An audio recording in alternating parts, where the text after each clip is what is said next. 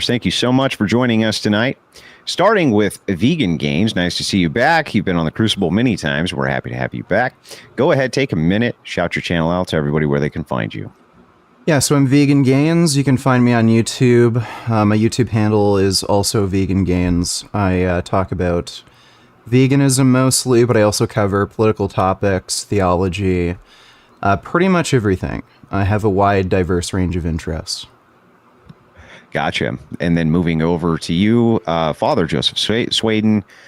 Go ahead, shout your channel out to everybody where they can find you. Sure. Basically, you can find us at NFTU News and Apologetics on YouTube, where our website is nftu.net. We have a presence on a lot of different social platforms, so we're pretty easy to find. We cover true Orthodox news, ecumenism, modernism, basically, things that are relevant to our time, and this happens to be one of them. The question of diet is important, and the question of lifestyle, but we'll get to that. Thank you very much. I appreciate that. So, gentlemen, before we get the debate started, just a couple of housekeeping rules. I just expect both of you to adhere to moderation. I won't over-moderate, but what I will do is keep the direction of the conversation going where it needs to go. If there's a spirited back and forth, I'm not going to interrupt too much unless I need to in order to get the conversation back on track. I do understand both of you guys have an aggressive debate style. I'm okay with that. I have one myself. So what I'm going to do is I'm going to allow you to open up, Father Joseph Sweden, and I'm going to give you 7 minutes, and then Vegan Gains will have 7 minutes to respond, and then we'll open the floor up and let you guys go back and forth for about an hour, 20 minutes right in there. From there, we'll be taking on callers, getting to super chats. So if you guys out in the audience want to call in tonight, whether you're on Vegan Gains's channel, you can go into the Crucible's Discord. The mods will give you the link. Same thing for any followers of Father Joseph Sweden. They can come over. Our mods will vet you and get you in for a call. And that'll be later. We'll make an announcement about 15 minutes before the callers need to start stacking up. With that, Joseph, whenever you're ready. Sure. Okay, well, good evening. This is kind of an odd topic. And I say that it's an odd topic because of the fact that as many Orthodox followers and people who listen to this would wonder, why would we debate a vegan? Orthodox Christians they fast for almost half a year. Where we don't eat meat, we often don't eat fish, and we have often plant-based substitutes. Many of our own dietary and fasting regulations work with that, including in a monastic setting. And that is actually why I want to discuss it, because the why is the most important thing. When we fast, as Orthodox Christians do, we're doing it not only out of love for God, but to improve our own body and to some degree improve the environment. That's part of the reason for the Jubilee in the Old Testament. And that's where a lot of that comes from. I would argue that a vegan perspective is very, very different. Whereas fasting is an act of love on our part for God and neighbor, veganism is in some way, shape, or form, and I'm not saying anything about my opponent personally, but it seems to be almost a system of imposition. If I could quickly just share a slide here, I don't know if that's something I can do. Let me see here. I'm going to try here. Yeah, you can. You hit the present button, and then just click share, and I'll pull it up for you. All right, yeah, and I've got a few things, so we're going to start here.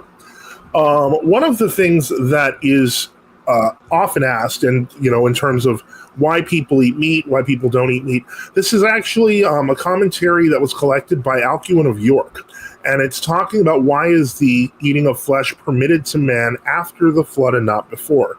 And the answer is because of the unfruitfulness of the earth, it is thought, and because of man's weakness. So it's to be understood ultimately that people were able, not just after the fall, but before the flood, were surviving primarily on vegetables, but that the quality of the earth had changed after the flood. And so there is a natural tendency where people could not be nourished in the same way. Now, I'm going to bring that up here, and I'm going to start switching a bit, because this is a standard Orthodox calendar. It's a Moscow Patriarchate calendar. I've moved it to Friday, so one can see that there is fasting, there's food with oil. For those who aren't familiar, there are different gradations in Orthodoxy in terms of fasting. First off, fasting and abstinence being two different things, one being not eating and the other one being limitation of certain foods. So for a good part of the year, including every Wednesday and Friday, Orthodox Christians of the general Eastern Rite, there's no fish even, there's no dairy, there's no meat, and among Western Rite, fish is allowed. But the more important thing is that this is every week, every Great Lent, and every Christmas fast, every Apostles' fast, every Dormition fast. These are multiple week fasts that end up coming close to almost half a year. So from that perspective, one would ask, why would then I necessarily be against veganism? I would say that to some degree, it almost seems like I'd be for it. And if you look even in the monastic orders of the church, St. John the Romanian was known for talking about different levels of asceticism. And what I mean by that is that as people grew older in monastic life, etc., some would give up the eating of fish. Some would give up even further, where they would just be eating fruits and vegetables. I believe y'all call that a fruitarian or something.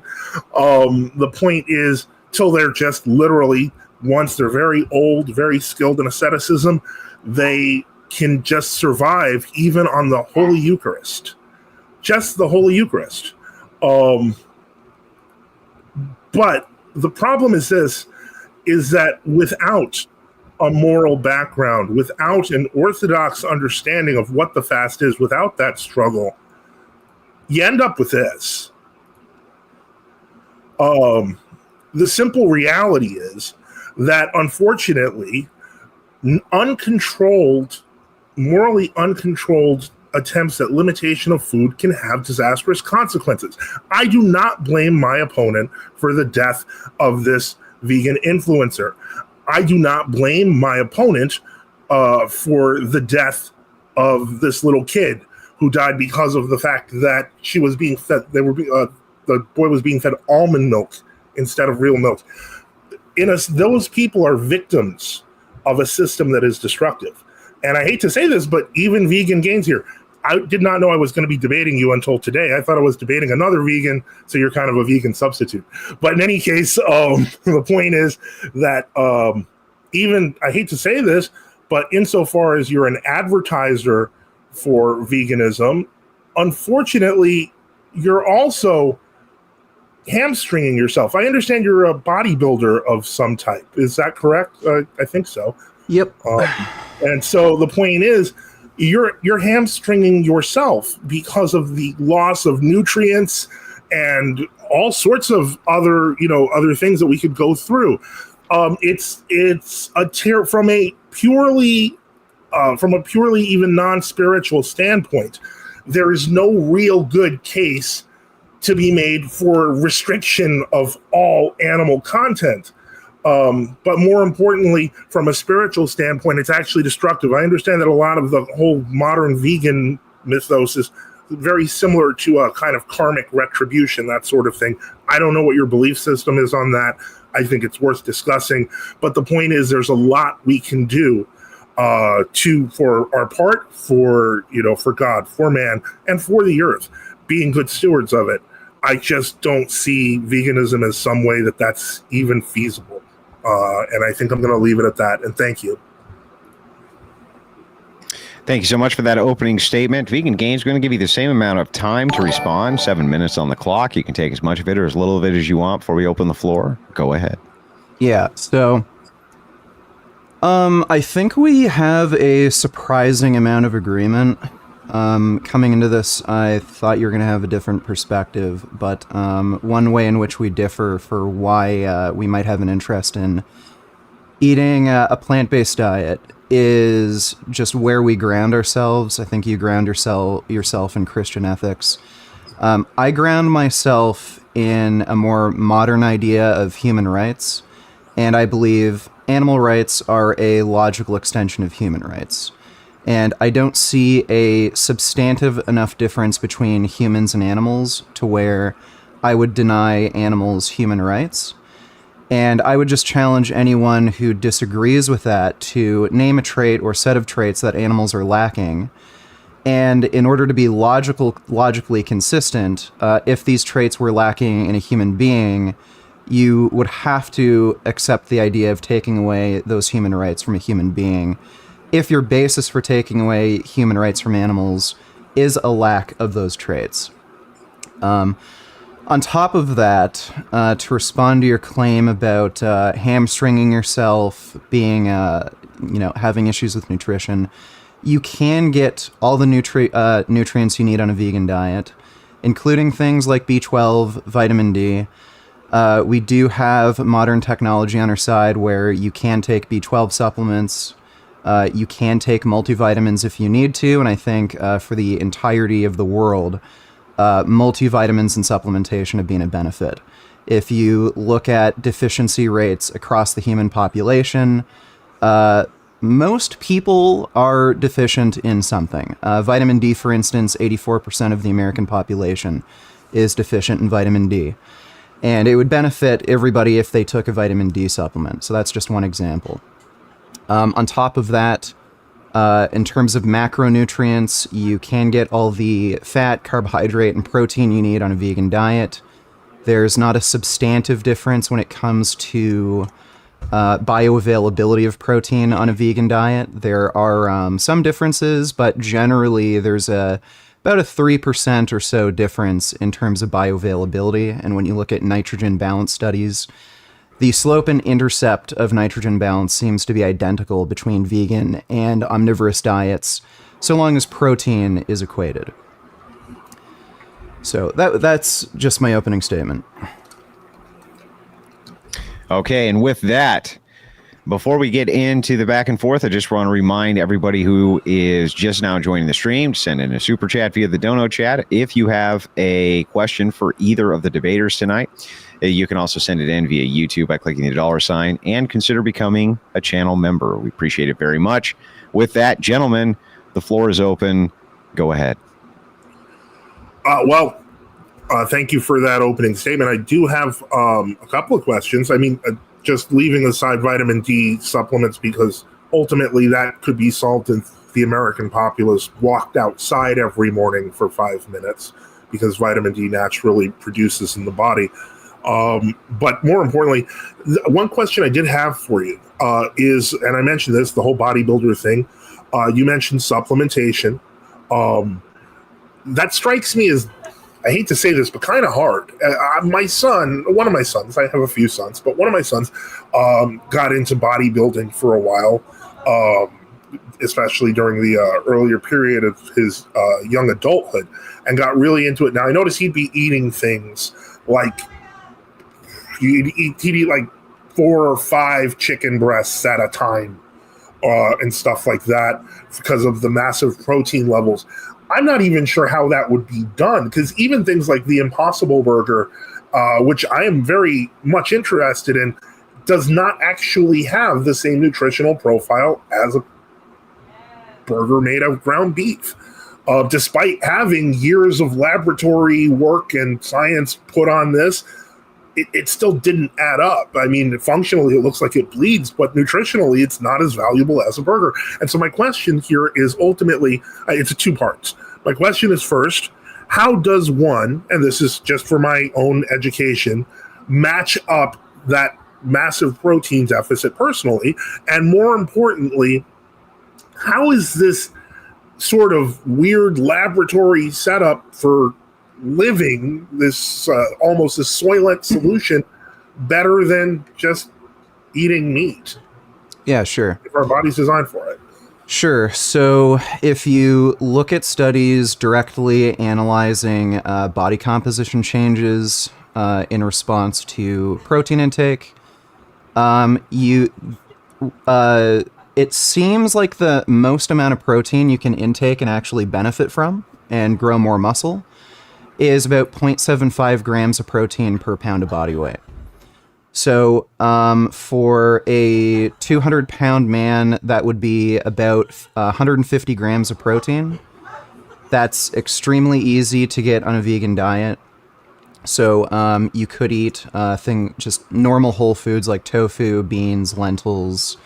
You could also eat things like seitan, not Satan. I Seitan. know Yeah. it's wheat gluten. I'm Yeah, familiar. so it's wheat gluten. It's 80% protein. If you look at most recipes, usually they work out. So usually most recipes use about 100 grams of wheat gluten. So you're getting 80 grams of protein in only one serving. So it's very easy to meet your protein needs. And if you look at the paper Dietary Protein and Amino Acids in Vegetarian Diets, a review, I believe it was a paper from Stanford University. They looked at nitrogen balance studies, and again, nitrogen balance is basically the only macronutrient that contains nitrogen is protein. So when you look at nitrogen balance, you're looking at protein balance. So if your nitrogen balance is negative, you're losing protein, so you're probably losing muscle mass. If you have a positive nitrogen balance, you're gaining protein, so you're probably gaining muscle mass. The actual slope and intercept of nitrogen balance is, again, identical between a vegan and omnivorous diet so long as protein is equated. So, yeah, protein isn't an issue on a vegan diet. Okay, so it's basically like most of the is that a dog? Yeah, I got 3 dogs. Oh, interesting. I have a question about that. Yeah, and a cat. Later, but yeah. Oh, and a cat. Yeah. Oh, okay. I've got another question, but not yet. In any case, so basically, the solution in terms of you would just eat like 4 or 5 cubes of the soy stuff, or like one of those big, gluten things. Because I've had the gluten. I actually like the fake steak they make with the gluten, so I understand completely on that one. Okay, and so basically that answers that question. You mentioned something else, and this was that human rights, if you believe in human rights, you believe in, and you can believe in animal rights or should believe in animal rights, as I understand it. Why do I have to believe in rights at all? Well, you don't. But again, most people do. I think to some extent you do as well. So we can explore that. Yeah. Okay. So, all right. So yeah, that's that's all. That was all. Those were all my questions for now. But I'm gonna be bringing up the dog and cat later, though, out of curiosity, because they're very surprised, to say the least. Did you have any questions for me, or should I just continue? Yeah, I'm interested in the idea of you possibly not believing in the idea of human rights. Okay. Yeah, so can you explain what you mean by that? Human rights are granted by physical governments. Sure. They're not. That ultimately, it's what we know as a social contract is literally a contract, which means that if the contract is broken, said rights, promises, etc., don't exist. I personally do not. This is just personal. I personally do not believe we have a functioning democratic republic anymore. I think we live in a coup, and frankly, that's it's supposedly free speech, but nobody really cares whether or not I say it. The simple reality is people live in coups and harsh regimes all over the world. Why should I be surprised if this is any different, except that we have iPhones? I mean, really, the question is, who grants you rights? Now, the concept behind the Constitution, of course, is that rights are granted to men by God. That is an interesting concept. It's very deistic, but I don't see how it has any real application if your military strongman of choice decides that you're not going to have freedom of assembly anymore or freedom of speech. These rights have been suspended, have been thrown away many times. Why should I, if I don't believe that human rights are real, why would I believe that animal rights are real? Yeah, okay, so it is a problem that we have governments who maybe form an oligarchy, we're non-democratic, things like that. And yeah, rights have to be granted. You're right. Now, usually when I bring up the topic of rights, I'm talking from somebody's personal perspective of what rights they believe should be granted. So even if, let's say we live in an oligarchy and technically we didn't have any rights, your right to free speech could be taken away if you say the wrong thing, or you could be locked up, or that's happening now. Yeah, to some extent. But again, I'm debating you, right? I'm not debating the American Republic or anything. So, from your perspective, you would believe in like a principle of universal human rights where everybody should have protection under the law from, getting hurt, killed, property stolen from. I think you believe in free speech principles, things like that.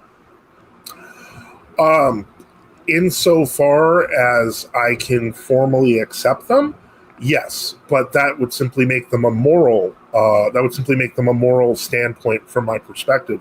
They would be unenforceable, and so ultimately, my perspective on that would be irrelevant. If again, I'm not a governing body, at least not today. If I was, of course, those things would be important to me to some degree. Free speech to a slightly more limited degree, but the point is, I'm not in charge. Insofar as I am, then the rules apply as I see fit. So ultimately, it sounds like there should be a universal here, but I don't see it. A good example is we take freedom of religion very seriously in America. For example, I do not believe in freedom of religion. I think everyone should become Orthodox. I believe that heretics should be quieted down. I believe that degenerates should get jail time. So I don't believe in a lot of the things that that you would call I guess you could say that are part of that package of American rights, which I grew up with, sounded great, loved it, but experiments have an end. Yeah, that's totally fine. So the one point you made that, so because this is only from your perspective, this is just your moral view, it's not necessarily rights. Right. The idea behind having rights comes from this idea of what would be, morally good. So they're a little interchangeable. Like the distinction between morals and rights are that rights are enforced. But, and on top of that, you aren't technically a governing body, but you are a governing body of yourself. I'm sure you would live life and apply your rules of ethics and your morals the way you see fit. So we might differ in terms of what morals or what rights we would be interested in granting to human beings. I'm a free speech advocate, and I believe in freedom of religion. To some extent, you're against free speech when it comes to heresy. I'm pornography. Pornography, I'm really big on. Sure.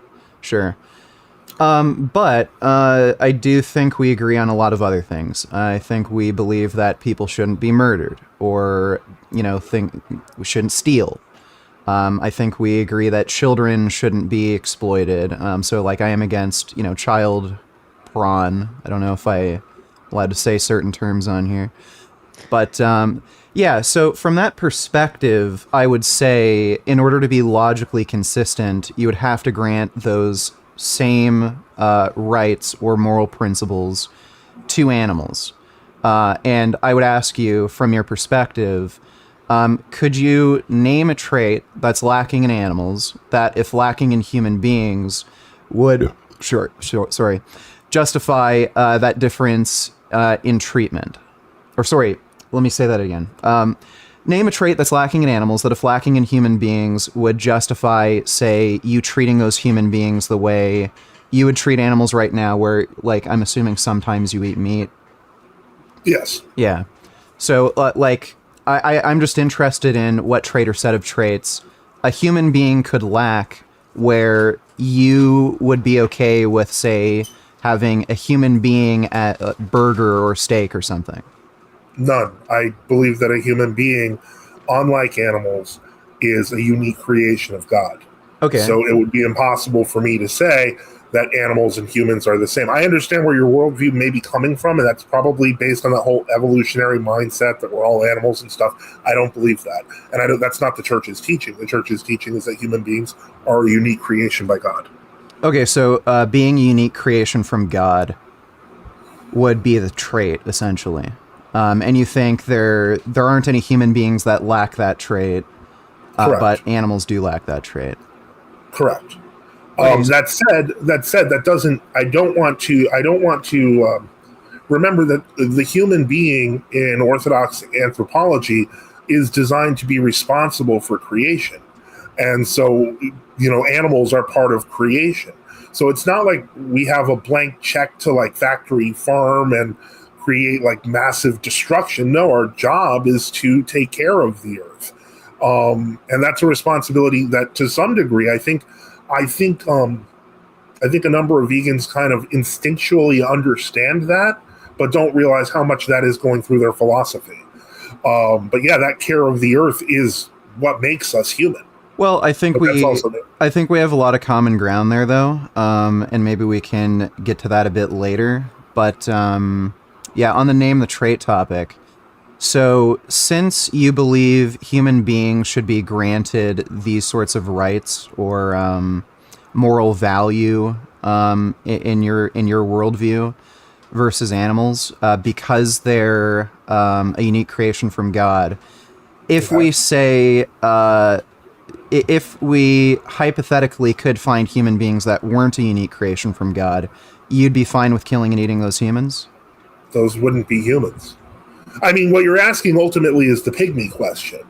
Ultimately, if we talk about like certain Bantu groups and pygmies, they would eat pygmies because they considered them not human because they were midgets. I do not subscribe to that. I believe that both the Bantu and the pygmy are human. Unfortunately, people do can apply that heuristic and have. But no, I would say that every human is created in the image and likeness of God. On a recent show we had done, we talked about the existence of dog-faced people. This is something very common in the cryptid community, but that was speculated and theorized in many of the ancient writings, and people even talk about the existence of such people now. But St. Augustine points out, if those people were capable of reasoning like humans, even if their language was strange, so on and so forth, they're humans. So yeah, humans can be very, very different creatures, but we're always going to be humans. But your dog is never going to be a human. Your dog's a dog. So how do you identify a human? Like, what's your definition of a human being? Well, a human being has the ability to tell right from wrong. They have the ability to learn, and they have the ability to communicate with their creator in ways that are pretty standard throughout human history. So this has nothing to do with, say, genetics or reproduction? Well, genetics is a fairly recent science, and we knew what humans were before genetics. But the point is that does confirm that there are, for example, repetitive structures. You can find repetitive structures at a cellular level, not just in humans and, say, monkeys, but in humans and fish. And you can find that in birds and fish and but the point is, the fact that we all have common organic building blocks, which is, I see that completely, doesn't change the fact that humans have always understood what humans were in a fairly, with, exception of certain small groups, like I mentioned with the pygmies, humans have generally recognized other humans as human. Right, but I'm just wondering, is your definition of human being, does that have anything to do with like biology, genetics, genomic structure, anything like that? Or is it entirely all those things contribute? I mean, you're asking me what defines a human, and I'm trying to define it in both a spiritual but also a biological sense. Maybe, so, I wouldn't deny genomics, etc. But sure. Okay, so let me ask like maybe a clarifying question. So, sure. Like you've seen Star Trek, right? Yeah. Yeah. So, any alien species from Star Trek? So, Klingons. What are the pointy-eared guys again? The Vulcans. Yeah, the Vulcans. Mm-hmm. If say they were real somehow, like Star Trek was right, Vulcans were real. They're not human beings, correct? Like they're Vulcans in your view. No, I wouldn't say that. I would say that they're a different kind of human being because of the fact that if we remember, Spock is half Vulcan and half human, which means that they were able to mate and reproduce. That would tell me that this is a very different kind of human, but clearly if it produces a human, it's a human. Okay. And there's half Klingons too, so Klingons could also reproduce with humans, which would also make them human. Okay. I think there are a few species in Star Trek that couldn't interbreed with humans, or at least wasn't confirmed anyway. I haven't. Yeah, I'm not big on the whole Star Trek mythos. So. Sure. Okay, but let's use Mass Effect as an example, like a video game. There are species in Mass Effect that can't interbreed. I don't know what that is, but okay, I'll go with it. Sure. So let's say an alien species that was very much like a human being, same overall body structure, 5 fingers, eyes, had language, but couldn't interbreed with a human. You would be fine with turning them into hamburgers because they're not a unique creation from God? Well, first off, you're asking me a theoretical question about a theoretical creature and asking whether God would count that as a human. The problem is that we're not dealing with actual creatures. We're dealing with theoretical ones. Yeah, sure. I mean, one could make the argument, well, why can't they reproduce? That could be scientifically studied, so on and so forth. But in the end, we're not talking about real things. So, I mean, it's an interesting thought experiment, but in the end, if you're asking me what God would say for that, I wouldn't have an answer. 1, because I'm not God, and 2, because it's a thought experiment. Yeah, so it is a thought experiment. It isn't real. I don't know if aliens do exist or not, but what is real are your beliefs. And if your beliefs tell you that if something is not a unique creation from God, it's okay to kill and eat it, then if we were to be in that situation, you'd be fine with killing and eating like a highly intelligent creature with culture, because it's just not a unique creation from God. Well, I gave you the alien example, so like aliens visited Earth. It doesn't need to be a real one. I'm just testing your principles. Right, but all of my principles are based on things that are identifiable. Is God identifiable? I believe so. Okay, well, I've never seen God, never heard him, never spoken to him. We can work on that. Yeah, I think a lot of people haven't. And again, like, if this were a real thing, I don't know why this is still... Like, if God was a very real presence, it's kind of strange that we're still having debates on whether or not he exists. So I could say that your God has... your God may be like a fantasy or hypothetical, just like this alien example. I would argue that the reason we still have debates on the existence of God is because of the persistent intractability of man and his lack of a desire to follow God's will. Right, but my point is, if you're going to say you're not going to answer a hypothetical question on the basis of it not being based in reality, like, I mean, I could deny any question you propose to me that has anything to do with God, because I could say it's not based in reality. Like, we're talking about moral principles, and I'm just trying to test your moral principles here. Well, and that's fair. I'm not bothered by it, but I will switch back to reality when we're talking about things that have real consequences. And when we are talking about whether real animals, have rights, real rights, as compared to humans, real humans, I see no reason to go into the hypothetical to justify my position. The simple reality is, and we haven't even talked about it, since I don't believe in human rights, it obviously follows that I probably don't believe in animal rights, because animals don't believe in rights because they can't even conceive rights. So the point is, we're ascribing rights to animals that aren't even aware that they exist. Can you tell me that your dogs understand that they have the rights that you claim? Well, hang on. Before we pass through this avenue, what Vegan Gains said is a hypothetical to test your logic is valid. It is a valid hypothetical to test your logic. There's no problem unless you can come up with why it's a contradiction or something like this.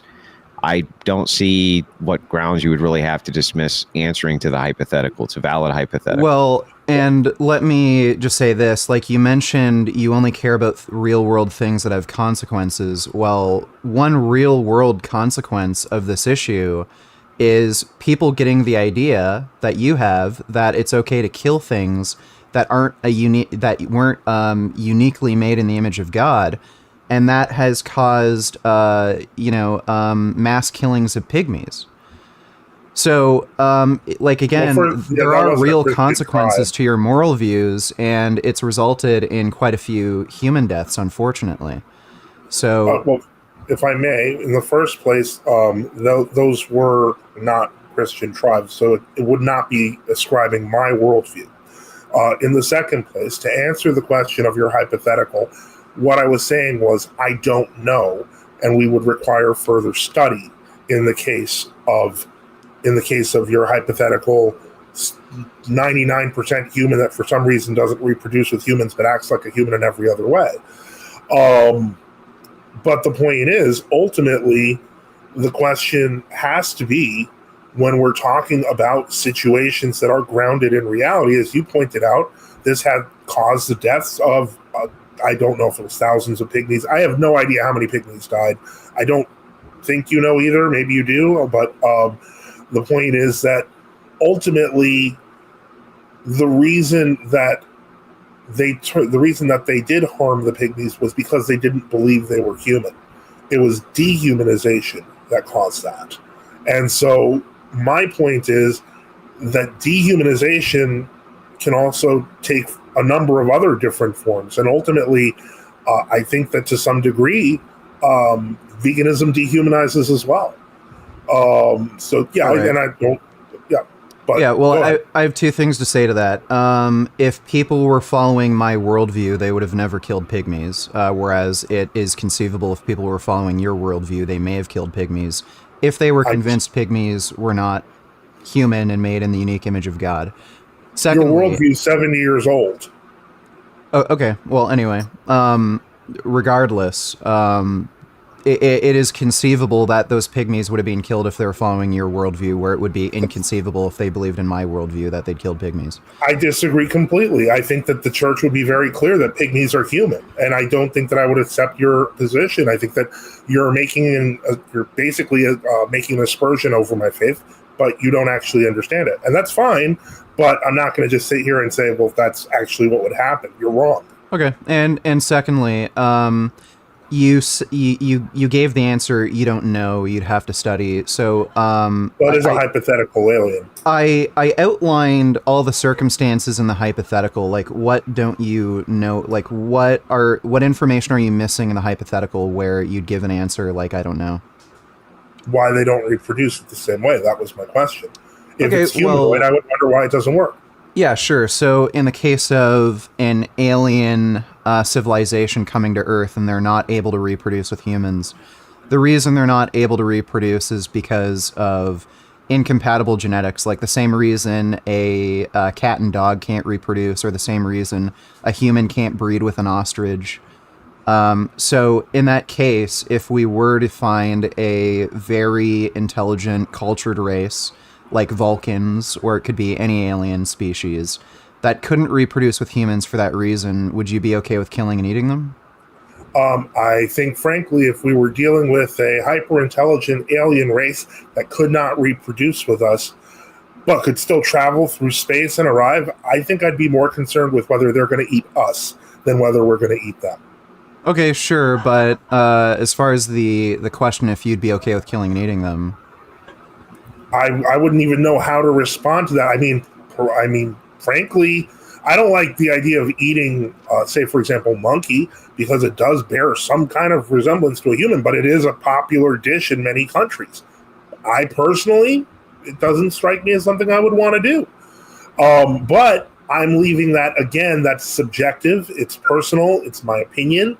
Would I have any moral grounds to say that such aliens, if somehow they weren't trying to eat us, that we couldn't eat them? I would say that there'd probably be no reason we couldn't eat them for the same reason, there's no reason we can't eat animals that try to kill us that are larger now. Okay, and let's suppose the aliens weren't trying to kill and eat us and they're peaceful like us, or maybe even more peaceful than us, more benevolent. Would you be okay with killing and eating them on the basis of them not being a unique creation from God? In all honesty, with the theory that you've put up, I would have to seriously revise my question of theology. I'd have to revise my question of anthropology. I don't know. And so because that doesn't exist, I don't know. I mean, we could create theoretical scenarios that are so far-fetched, because right now we've created an alien race that is humanoid, that is capable of traveling to Earth, that is completely benevolent. I don't believe in aliens. I personally think that most of the alien deception stuff is demonic. I have to jump through a lot of hoops to kind of satisfy the question of whether there is a being that is not human that I would not be willing to eat. Yeah. So in order for me, I'm going to try to move because I understand where this is going. So I understand the principle of the hypothetical. It's actually a very common vegan critique. So just kind of for the purposes of this, I just want to try to maybe give a little clarification. Vegan Gains, you can tell me if I'm wrong here. What he's asking is that if you had a duplication of a human being, absent whatever the trait is that you consider to be the image of God, so let's say like a perfect clone or something like this, would you then be okay if it had all of the same physiological traits as a human being, but was absent whatever the other X thing was? What would you consider, or why is it that you wouldn't eat that being? Well, I would, in all honesty, if we're talking about that level of similitude, I'd probably consider the alien a human being. Okay, so if you're talking about an alien species that's extremely similar to human but just couldn't interbreed for, the same reason a cat and dog can't interbreed, you'd actually consider them human? I can probably, if they seemed human, if they reacted like human, then okay. Yeah, I mean, effectively, there are humans who can't interbreed too. Yeah. So, yeah, I mean, there are people with genetic disorders. I'm not going to want to eat them. Okay. So that kind of clarifies something for me. So that your view on what a human isn't necessarily, about genetics. So if these principles of intelligence, culture, benevolence, maybe, if those were lacking in a human being, wouldn't that mean you would be okay with killing and eating a human? Because those are the traits that you seem to actually value, not genetics being able to interbreed. Well, I usually try to couch those in potentialities. If people say, for example, break the law, I don't think it's high time to eat them. Yeah. I think that would be illogical and that would be very anti-human. But the point is that I would think that valued characteristics in humans do kind of represent an important part of who they are. So yeah, I have no problem with saying that, but I don't believe if someone isn't good, that we can eat them. That strikes me as odd. Right, but I'm not just talking about not good. So, if we were to find somebody who's human, so, they were born from a human, but say they were extremely unintelligent, where their intelligence might be able to be compared to a wolf, and let's say they also acted like a wolf. They They were raised by wolves. Yeah, let's say they were raised by wolves. There are feral children that were raised by wolves. And they completely lose their ability to use language, culture. They can't conceptualize, a being like a god. Would you be okay with killing and eating them?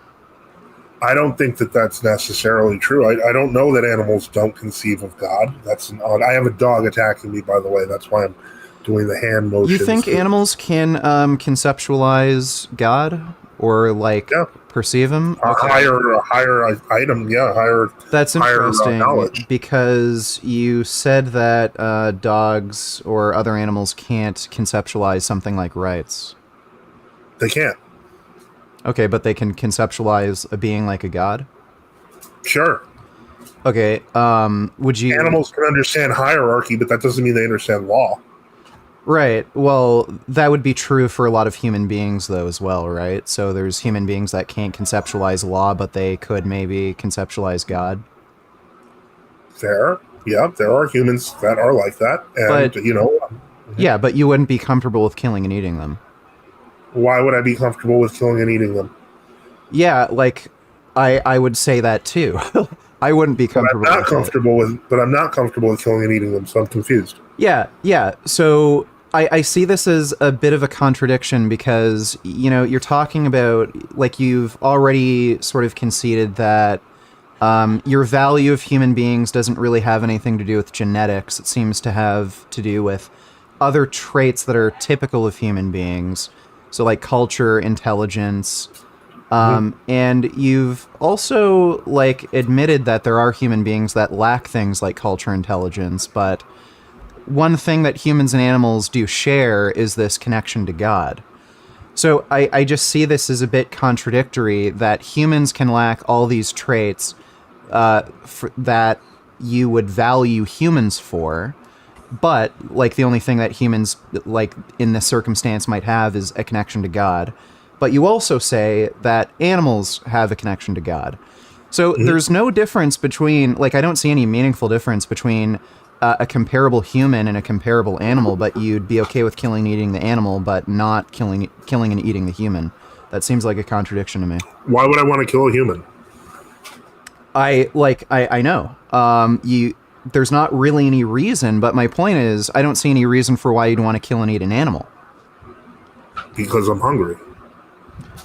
Yeah, okay, so that would be contradictory. Again, if we trait equalize... Well, we've already trait equalized the human and the animal to where, okay, the human completely lacks culture, intelligence, only has a connection to God. The animal lacks intelligence, culture, but has a connection to God. The only difference here is genetics, but we've already kind of solved the problem... We've already sort of sorted out that problem that you don't really care about genetics. So, if they're trait equalized, but you treat them completely differently, that seems like a contradiction to me. Okay, well, I think that's fair. Now, one thing that we did point out is that this hypothetical human is born of another human being. This means that they are part of the human community. An animal is not, particularly a herd animal, or particularly an animal on a farm that is specifically farmed for the purpose of eating its meat. These are not the same thing, and I'm confused as to how you could equate them. And this is something that's actually kind of always bothered me about a lot of, like, PETA ads. Like, there was this one with, like, a pig on a barbecue stick on a roast, and it said he died for our sins. Like, to me, that's insane. And frankly, I think that when you treat animals that do not understand people in general, like my loving dog here, as though they are humans, that's also insane. The reason it's insane is because they're not human. I think that we're playing, I hate to say this, but we've gone through some hypotheticals and some, theoreticals and some very extreme cases to try to equate you and the dog behind you. And they're not the same thing. Okay, so you mentioned in this trait equalization scenario, a human that lacks intelligence and culture, they're still part of the human community.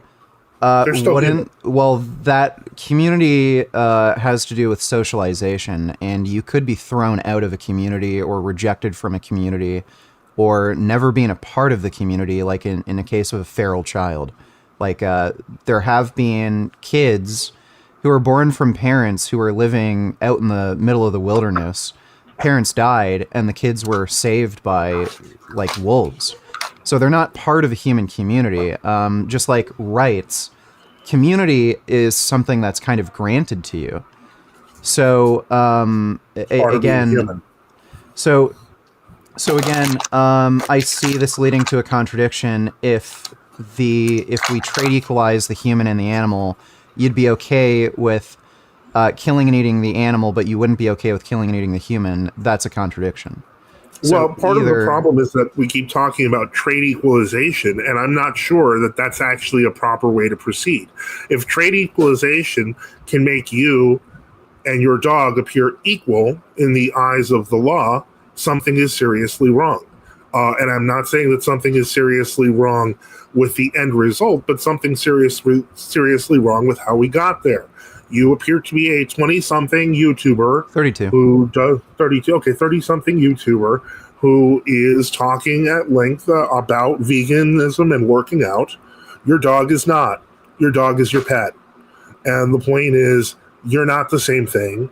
And I know that it sounds like I'm kind of just skipping over very well-crafted intellectual arguments, but if those arguments lead to you thinking that you're the same as your dog, something is seriously wrong. Yeah, I'm not the same as my dog. Yeah, my dog's less intelligent. He's probably a bit cuter, things like that. But he also can't work out. He probably is not a workout guy. Yeah, he can't lift weights the same as me. I can bench more than him. Sure. Can he talk? No, he can't speak. But again, can he bark? Yeah, he can. But okay, so these differences to me seem like just not substantial enough for me to be okay with killing and eating my dog. Well, yeah, but now here's my question: why do you feel it's okay to keep your dog in your house? Well, because I love my dog, and it's a domesticated animal, and he cannot live outside without dying. Like, he'd get eaten by coyotes or starve or something like that. And now the cat. Also the same with thing. The cat. Yeah, yep. Same with the cat. But what does the cat eat?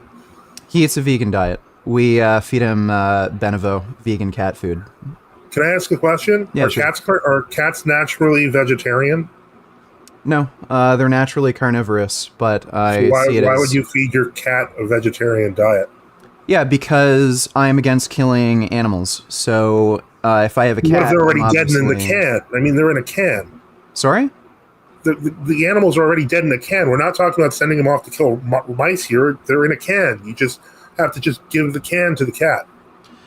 Yeah, but an animal had to be killed in order to do that. So if I pay for, non-vegan cat food, I'm paying for animals to be killed. If there were mice in your house, can the cat kill the mice? Depends on the degree of infestation. If, it's just one mouse, then, yeah, I'd try to prevent the cat from eating the mouse. If it's, a crazy infestation where the only possible way is to use lethal force to end the infestation, then, yeah, I'd be fine with it. Okay, so basically, it's just a matter of how bad the house gets before the cat. So this is kind of utilitarian sort of thinking. No, it's not utilitarian. When can we weaponize the cat? Is my question. It's not a utilitarian worldview. I would say it's deontological. Let's say somebody broke into your house. Would you, if it were possible to remove that person from your house without using lethal force, would you not prefer that over using lethal force? Not sure. If we're being honest, I'm not sure. While I'm clergy and therefore I cannot fight, I cannot use weapons, my family can, and I make sure they're armed to the teeth. Right, but so the question is this: if I was to remove somebody who was trying to break into my house violently without lethal force, why would I want to risk them coming back? Okay, well, you just call the police or something. Again, I don't know why you'd just necessarily assume that because somebody broke in, they're going to come back. In all likelihood, they're not. The way I see it is an active threat to my home. Sure. It is an active threat to my family. Okay, do you have kids? No. If you did, that changes your worldview substantially. Well, because if they can hurt your kids. Well, yeah, I mean, that would be something I'd consider if somebody did break in and the extent to what the threat is. But, let's say somebody just wanted to steal something valuable from your home. Let's say you had jewelry. They didn't really want to hurt you. Jewelry, however, is usually in the bedrooms of a home. Which means that they would have to confront you physically unless no one was home. Let's say they just wanted to steal valuables from your home in general. Okay, they didn't want to hurt you, and maybe they even said that when you're pointing a gun at them. Would it not be a better scenario to wait for the police to show up, hold them at gunpoint, and then have them be arrested versus just shooting them? I mean, there's some pretty corrupt police departments out there. Okay, but I guess in theory, I'll accept that. Right. Well, it's a similar thing. Like, okay, a mouse might want to come into my home to get food, like crackers or something. I do have crackers on the counter. If I can just pick up the mouse, put him outside, and then maybe figure out a way for mice to not get back in, I see that as a better alternative versus just killing whatever mice enter my home. Well, you're not doing it. The cat is. Well, yeah, the cat is, but again, I see that as a better alternative than letting my cat kill it. But do you think your cat agrees? I mean, sorry? Cats love killing. Do you think your cat agrees? I mean, cats love killing mice. I don't care. Like, maybe a person loves killing another human being. I don't really care if my cat loves killing mice. Well, cats aren't killing other cats. They're killing mice. They're household pests. That's more comparable to you killing the mice. But the point is, the cat clearly does not share your opinion. It's like that video I've heard of. It's like that video I heard of with there was like this thing where like they were showing like this dog that was eating vegan dog food. They put a steak in front of it for comparison. The dog just went for the steak. I mean, dogs are omnivores, but they do like meat, and cats are carnivores, so they really, really like meat, especially fresh meat. My question is, why are there so many constructions in this system that are not natural to these animals that you purportedly love? Like, they don't sound like they can't be happy. No, they're happy. Ben. I don't know. I mean, eating vegan cat food, I mean, that'd be pretty sad. Ben. Okay, well, look at that. Does this dog look unhappy? He eats vegan.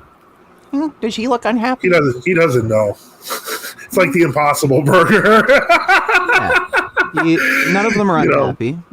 But if you give them a steak, they'd be even more happy. Well, if I gave them a donut, I think they'd be even happier. But I know that's not sugar with best interest.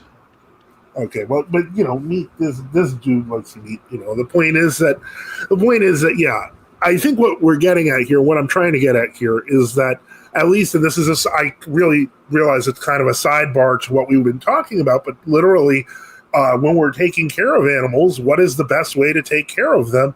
And I can't see veganism as a solution, especially for carnivorous animals. It seems like it's more for the entertainment of the person than for the actual animal's welfare.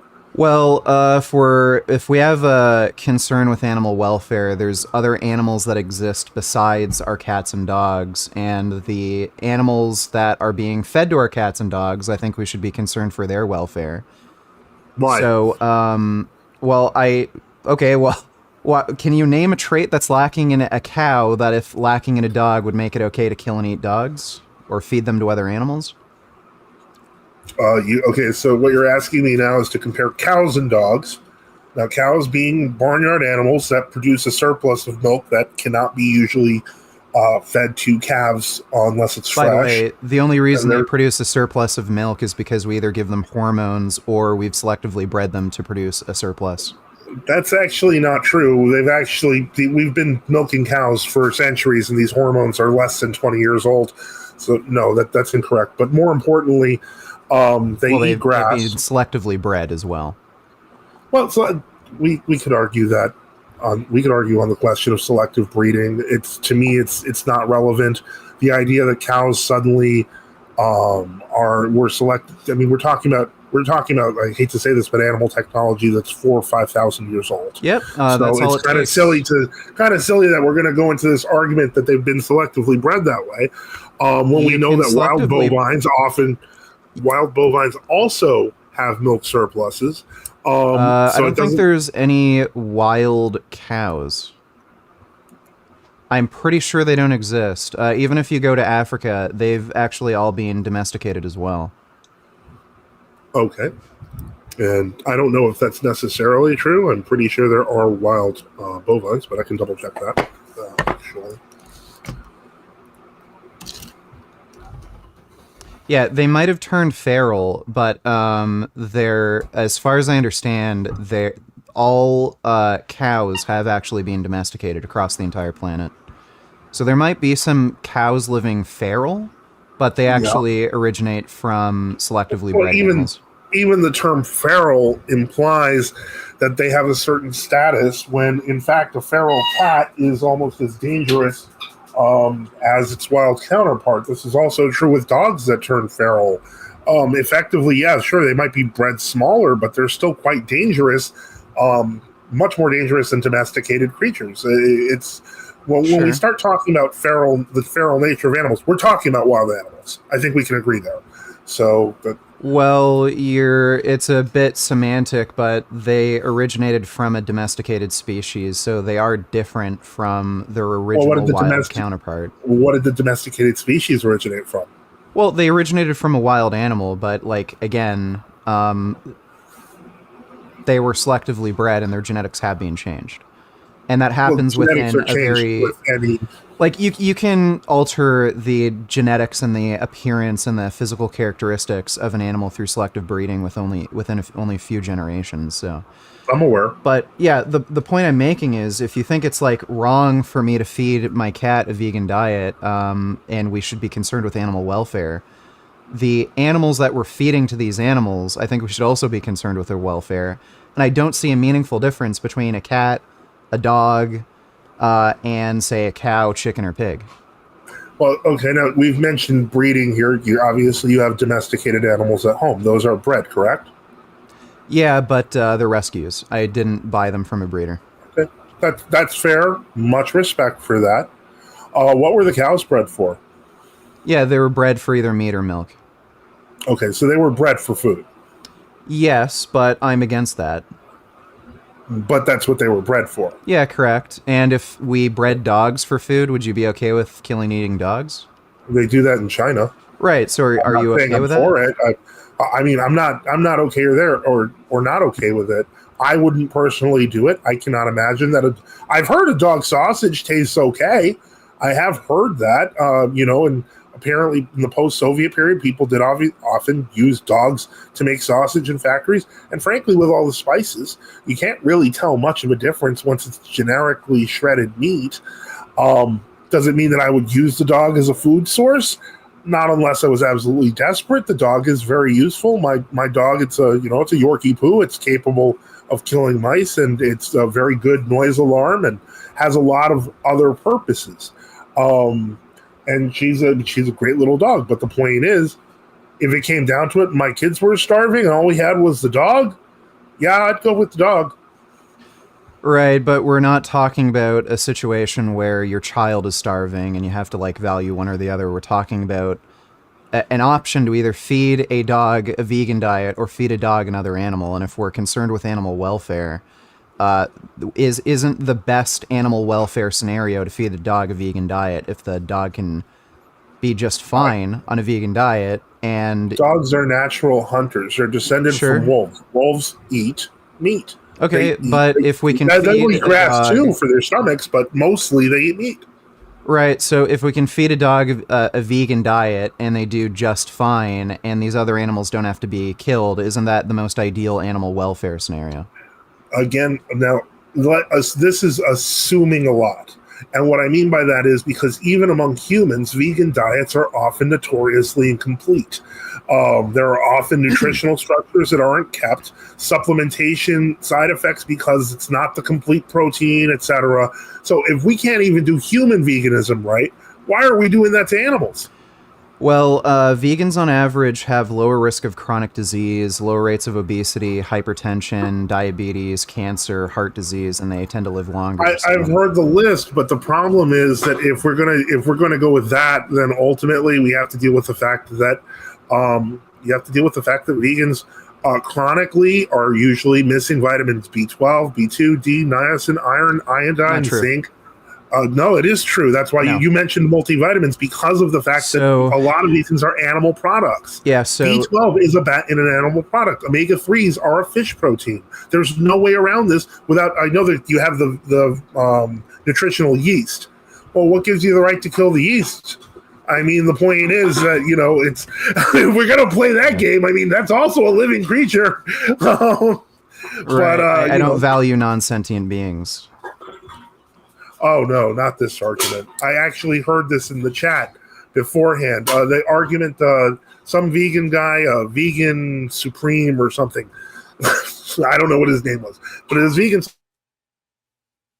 Oh, I think he froze. I can't hear anything. No, you're good, vegan. You're good. Joseph. Sorry about that. Yeah, I'm back. Okay, Sorry. so we lost about 15 seconds. Right. What I was saying was that the person I was talking to was mentioning bivalves, and bivalves, as you know, mollusks, clams and stuff. He was saying their thought processes barely exist. Like that's, I think he said Vegan Gains would agree with me that those could be eaten, and then you get your proteins and your B12. Veganism, once you're eating shell. Okay. Joseph, you're actually breaking up quite a bit now. You might want to reboot or hop out of StreamYard and then come back in, because you are breaking up quite badly. Haven't had any problems until just right this second. So it's likely that you're either running too many programs in the background or your camera started to get a little hot. Maybe his God is disagreeing with his arguments and is trying to end this.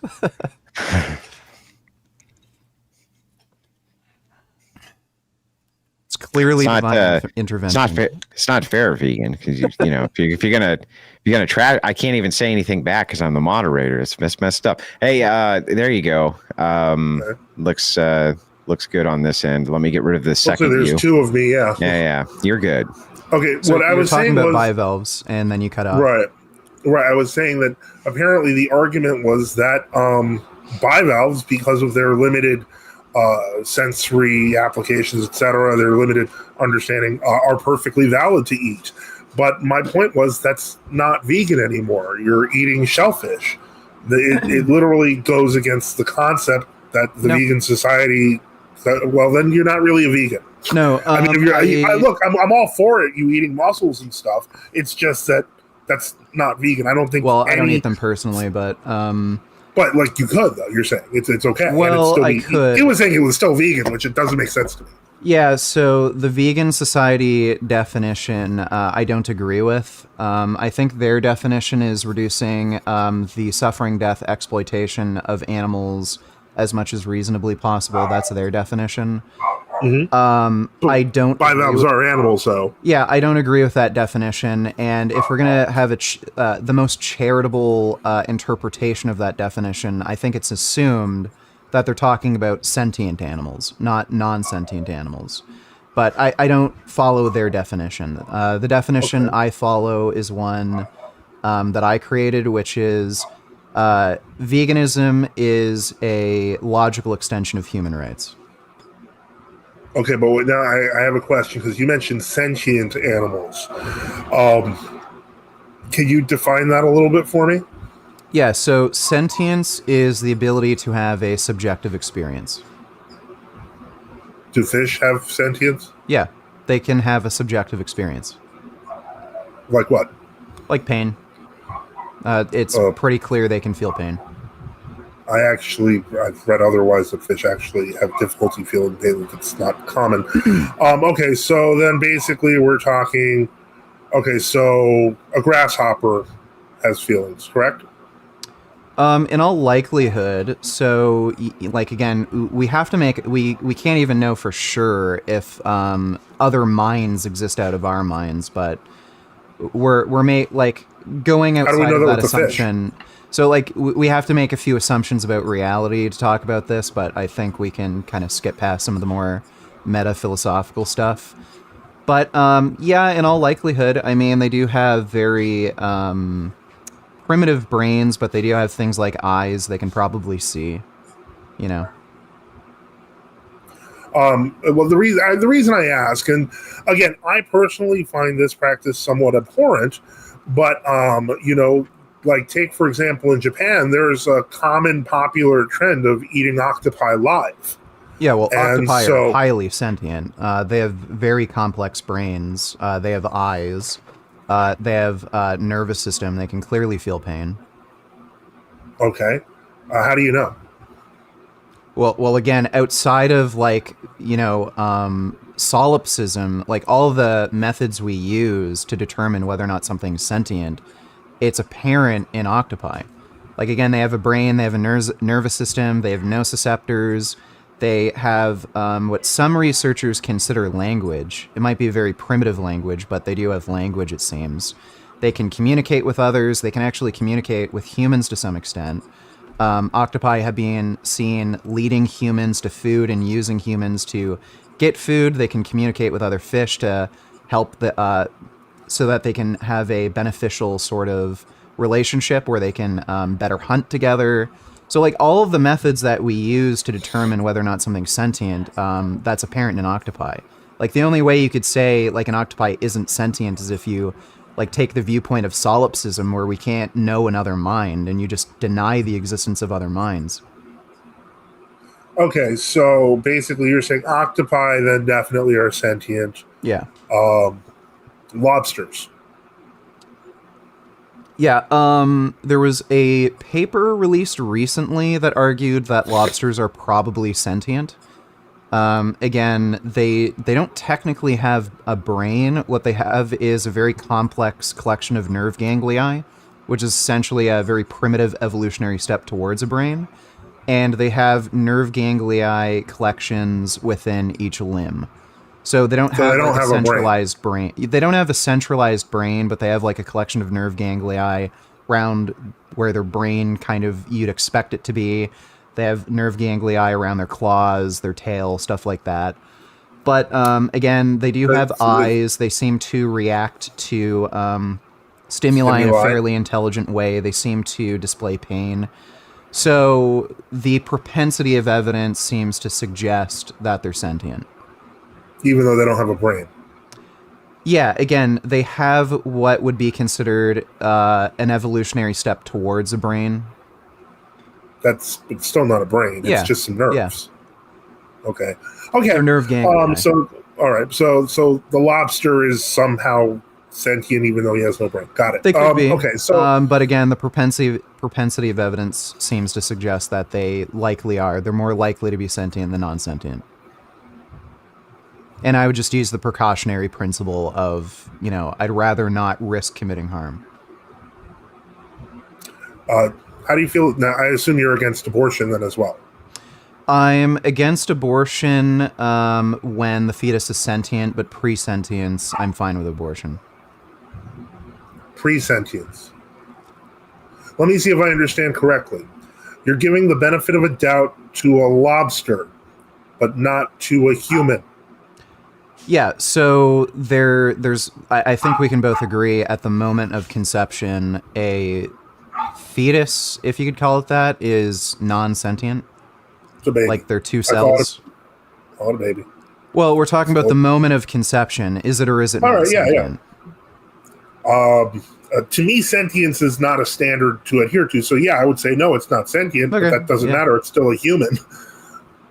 Okay, so you would consider a single cell with the male and female gametes connected to each other to make a unique genetic profile. That is a human being? Yeah, in its earliest form.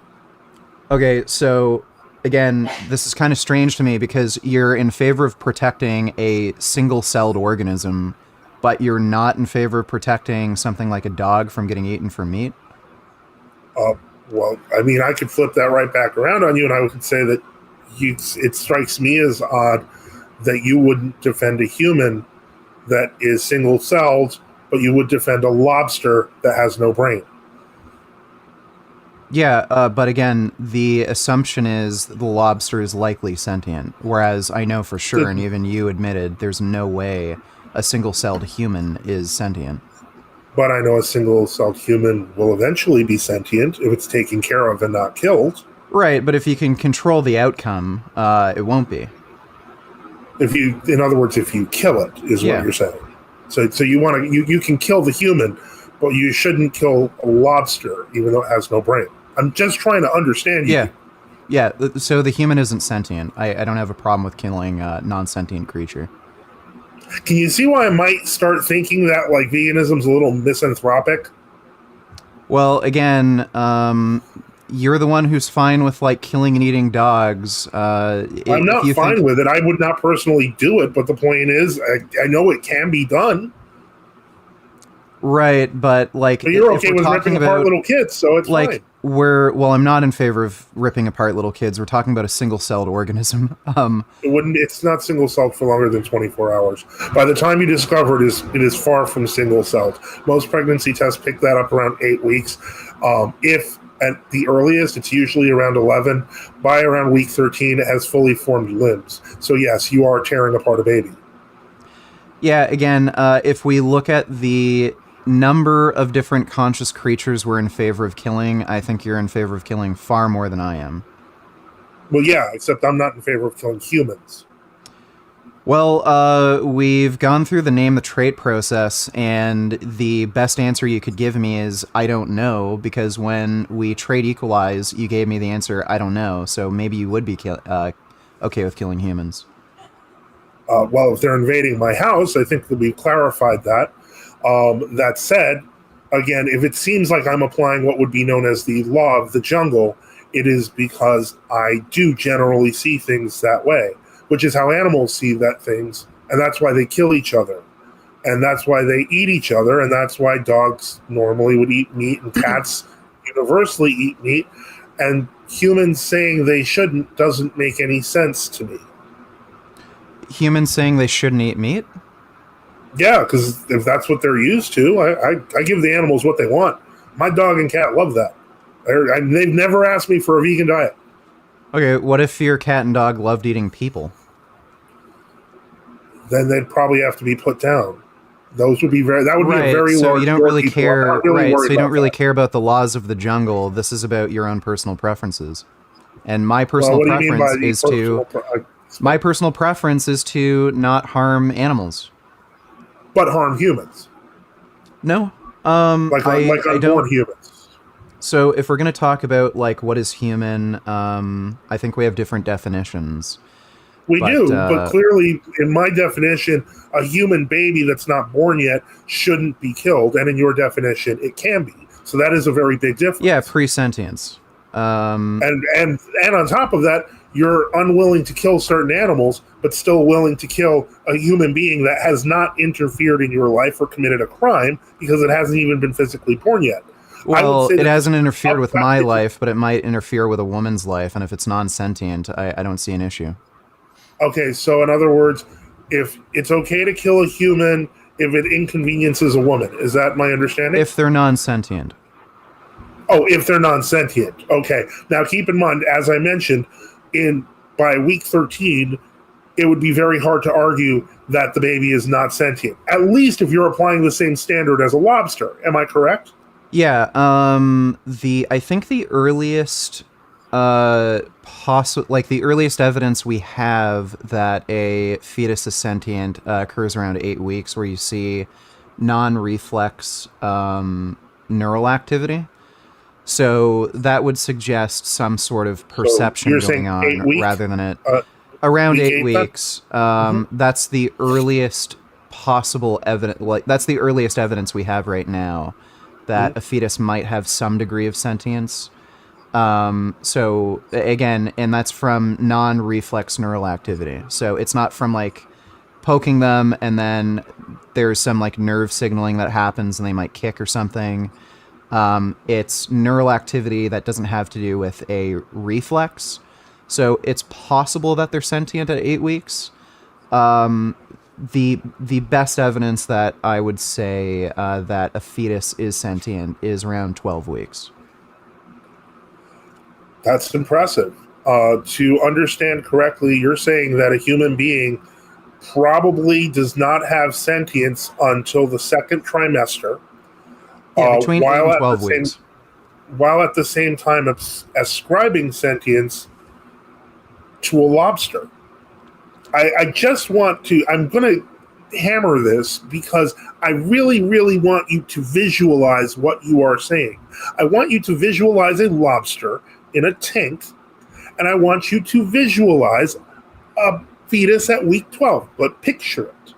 It is a human fetus that is growing and becoming a full-size baby. That's what they do. Well, In your worldview, that lobster has sentience, and that human does not. yeah, so I think sentience arises somewhere between 8 and 12 weeks. Like, again, to be fair, you're even against aborting a single-celled organism, so like right at the moment Because of it's a conception. human. Yeah, I don't want the human to die. Right, That's so correct. like a single cell versus a lobster, so like a literal circle versus a lobster. Yeah, I'm gonna that value the literal lobster a bit circle is more. going to become a human in 9 months, a full-fledged walking around arguing. Maybe they'll even become a vegan. Who knows? But the point is that they're still a human, whereas that Yeah. lobster is just a lobster. Yeah. Again, I think we just have a fundamental difference in values here. Where again, I only value sentience, whereas you don't. You value a combination of other things, but I think I your value values- humanity. Yeah, well, I don't know, because when we did the trait equalization thing a while ago, and I asked you if you'd be okay with killing and eating a human, your answer was I don't know. So I don't know if you value humanity. I do not. I did not. When did I say that I would eat a human? I never said that. You said I don't know. No, So I don't then know if you value misunderstood your humanity, and question, I don't know because if you I can know if you definitely value answer- humanity. I can definitely answer that question. It may have been confused in the discussion, but no, I would not eat a human. Right.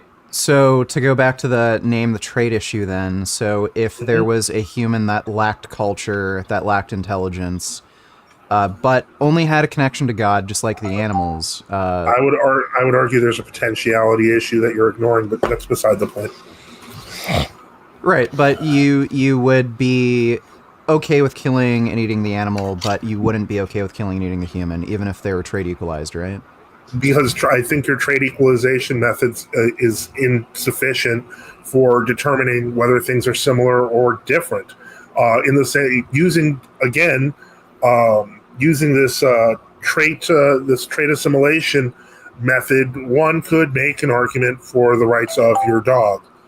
Yeah, and which I'm sure you I right. think But the my dog reality should have is rights. right. But the reality is your dog doesn't have rights. Your dog's a dog. He's not you. That's just reality. I know that, we can point to he's a loving Hang on, creature. gentlemen. I'm sorry to cut in, but that is actually all the time we have for this portion of the debate. There's no great time to end a debate, right? There just never is. Sure. But so this is as good a time as any. I do want to give both of you guys closing arguments before we move over to the call-in section. Now, Vegan Gains, as Joseph opened first, I'm going to let you close first so he has the last word. Go ahead when you're ready.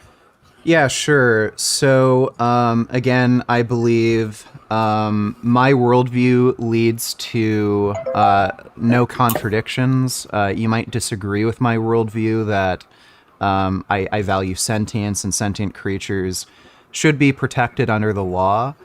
But I think his worldview, Joseph's worldview, does lead to contradictions where even if we don't see any meaningful dissimilarities between humans and animals, he would still be in favor of only killing the animal but not killing the human, even when, again, according to him, there's no meaningful dissimilarities. So that's a contradiction, and either he has to acknowledge that he's in favor of taking away human rights, or he is in favor of granting rights to animals. Since he's not willing to acknowledge the contradiction, I think he's just being unreasonable, in my opinion, and I think a lot of his viewpoints are unreasonable. He believes it's okay to kill and eat dogs, which is something I'm totally against, and I think a lot of people are against. Showed you my little dog Finn on stream. I think it would be horrible to kill a cute little dog like Finn, or any dog for that matter. And I think a lot of animals, including chickens, cows, pigs that we eat, they're sweet, sentient, intelligent, curious animals that can feel love and affection just like we can. And they should be protected just like your dogs or cats, and just like you or me. So that's my ending statement. Understood. Thank you so much for that closing statement, Vegan Gains. Moving over to you, Joseph, whenever you're ready. I think I kind of pointed out at the beginning of this debate, and there's a reason I threw out the dead vegan influencer, as well as the baby who died because she was fed almond milk. And I think this debate helped confirm things, confirm pretty much some of my suspicions. As pleasant as it was to talk to Vegan Gains, the simple reality is that when we take away the concept of rights, because I don't believe that those exist without enforcement mechanisms, there's no real good reason to believe in the concept of animal rights. But more importantly, that ultimately veganism, for some reason, seems much more anti-human than pro-animal. We find this, we had this discussion. Ultimately, Vegan Gains is kind of, I'd say he's a middle of that kind of, he takes the middle of the road democratic position that babies are usually, as long as it's to a certain period, that's it's okay to kill them. He puts it as this nebulous notion of sentience, which apparently doesn't apply to a small child, even though it applies to a lobster without a brain. That said, again, I'm not surprised. I'm a little sad. I thought the theoretical question of the alien was kind of pointless. I do not like the idea that dogs are eaten, but I am not against their being eaten in case of that situation. Do I like what's going on in China? No, but I don't feel guilty about it. It's not me. I have a cute little dog, and I'm not going to torture her by feeding her vegan dog food. I have a cat. A cat's a carnivore, and I'm not going to play house with the cat and force the cat to eat something it doesn't naturally eat. There is something to be said for just nature in this, and it's, I think, largely been forgotten, misplaced in this weird, constructed modernist world. And from that perspective, I think I'll say thanks, and we'll leave it at that. Appreciate that closing statement. Remember, ladies and gentlemen, you can still send in a super chat. We'll be getting to all those tonight. We have some callers who are coming in, but before we do things a little bit differently on the Crucible. Once the closing statements are done, we do consider this portion of the debate to be closed. Moderator usually takes notes throughout the debate and can ask some questions at this point. And I have a couple that I want to ask. In this case, just one for each debater. With Vegan Gains, there'll probably be one follow-up with this, depending on your answer. But you claimed that a human pre-sentience has no moral value. So essentially killing it is fine. That's correct, right? Yeah, that's correct. Okay. But eggs also have no sentience. Can we eat them? Chicken eggs? So eggs don't have any sentience, but there's an issue with the industry of egg-laying hens, and it's the egg-laying hens that I have an issue when it comes to mistreatment, not the eating of eggs itself. So you would say that the eggs themselves and the eating of the eggs contribute to the kind of like bad or mistreatment or bad thing that's happening to the hens, correct? So if you're buying unfertilized eggs, you're paying for the mistreatment of the hens. But if you were to find an unfertilized egg just somewhere, eating that unfertilized egg isn't harming anybody. But how come that criticism does not apply to you for abortion? If you're killing them pre-sentience, doesn't it support an industry that kills them post-sentience? Well, no. If you're only... No. Yeah, so if you're just paying for an abortion pre-sentience, I don't see how that's necessarily supporting... How would it not... how could it possibly not be contributing towards the bills and the payment and the everything else, which would go into the abortion of children who do fit your definition of sentience? Yeah, so there's different doctors that are going to be comfortable with abortion at different periods. There are doctors who will refuse to perform an abortion at 12 weeks. There's some that will refuse at 6 months. So it's not really supporting an industry of aborting fetuses at a later date. It's entirely due to whatever the morals of whatever doctor or clinic you're going to. Especially if let's say you had a clinic that did abortions from, as early as whenever it's detectable, pre-sentience, all the way up to 9 months. If they were aborting the children who were pre-sentience, you couldn't possibly make an argument that that was not contributing to the killing of children post when you consider sentience. Yeah, I still don't think so, because there are abortions that you would consider ethical. So there are, like, say, children that die in the womb, and then you'd need an abortion in that circumstance, or else the mother would die. So would you be in favor of the mother just dying of a severe infection? Yeah, I'm not sure. I'm not sure how that baby answers the question, though. Even if I was, for instance, for that, it's still, and even if they were doing the right thing by doing those abortions, let's just say that they were, I still don't understand how it could be possible that if it was pre-sentience, so you have no problem. I understand now, what you mean. Yeah, I understand what you mean. Yeah. So these are all personal choices. So like the dissimilarity between the egg industry and the abortion industry is that when you pay for eggs, you're harming another person, like in this case, an egg-laying hen, and you're not, like, you buying those eggs. It's creating the same set of circumstances, no matter who's buying them. Whereas if you go in for an abortion and the abortion is ethical, and like in the case of, say, the fetus dies in the womb, and if the fetus isn't aborted, the mother's going to die. You're not creating the same set of circumstances that where a child is dying, or a child is being killed, like a sentient child. So Vegan Games. Yeah. Question: have you ever raised chickens? No. Okay, just a little thing. When you raise chickens, they can't count. So you see, when you take the eggs, as long as you leave one, the chicken doesn't care. I don't think you understand what I'm saying. I don't. I'm trying to understand what's the moral. You said taking from another person. I actually do. It's not. If you watch the animal rights documentary Dominion, there's a section where they talk about the egg laying industry.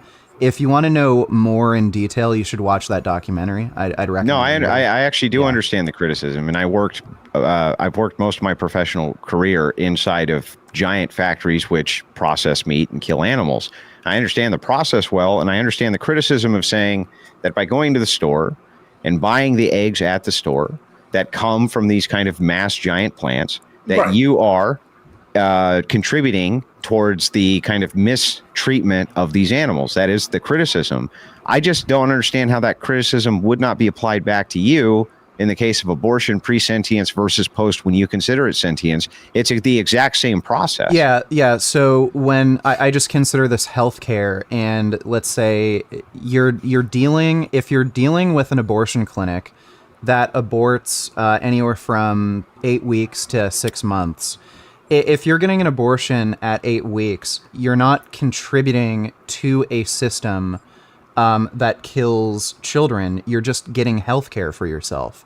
So this is just a set of personal choices that people are making. But you would be well, if you're buying the egg, you're not technically going and harming the chicken yourself. Well, you're paying for the abuse, right? But that would be the same thing if you consider at some point you do healthcare to get an ethical abortion. Okay, let me ask this then. Maybe I'm confused on this point. What point do you think the child has sentience inside the womb and it's no longer okay to kill them? It's somewhere between 8 to 12 weeks. You think so? So like maximum charitable, let's give you 12 weeks. You would consider anything post 12 weeks to be murder? Yeah. Okay.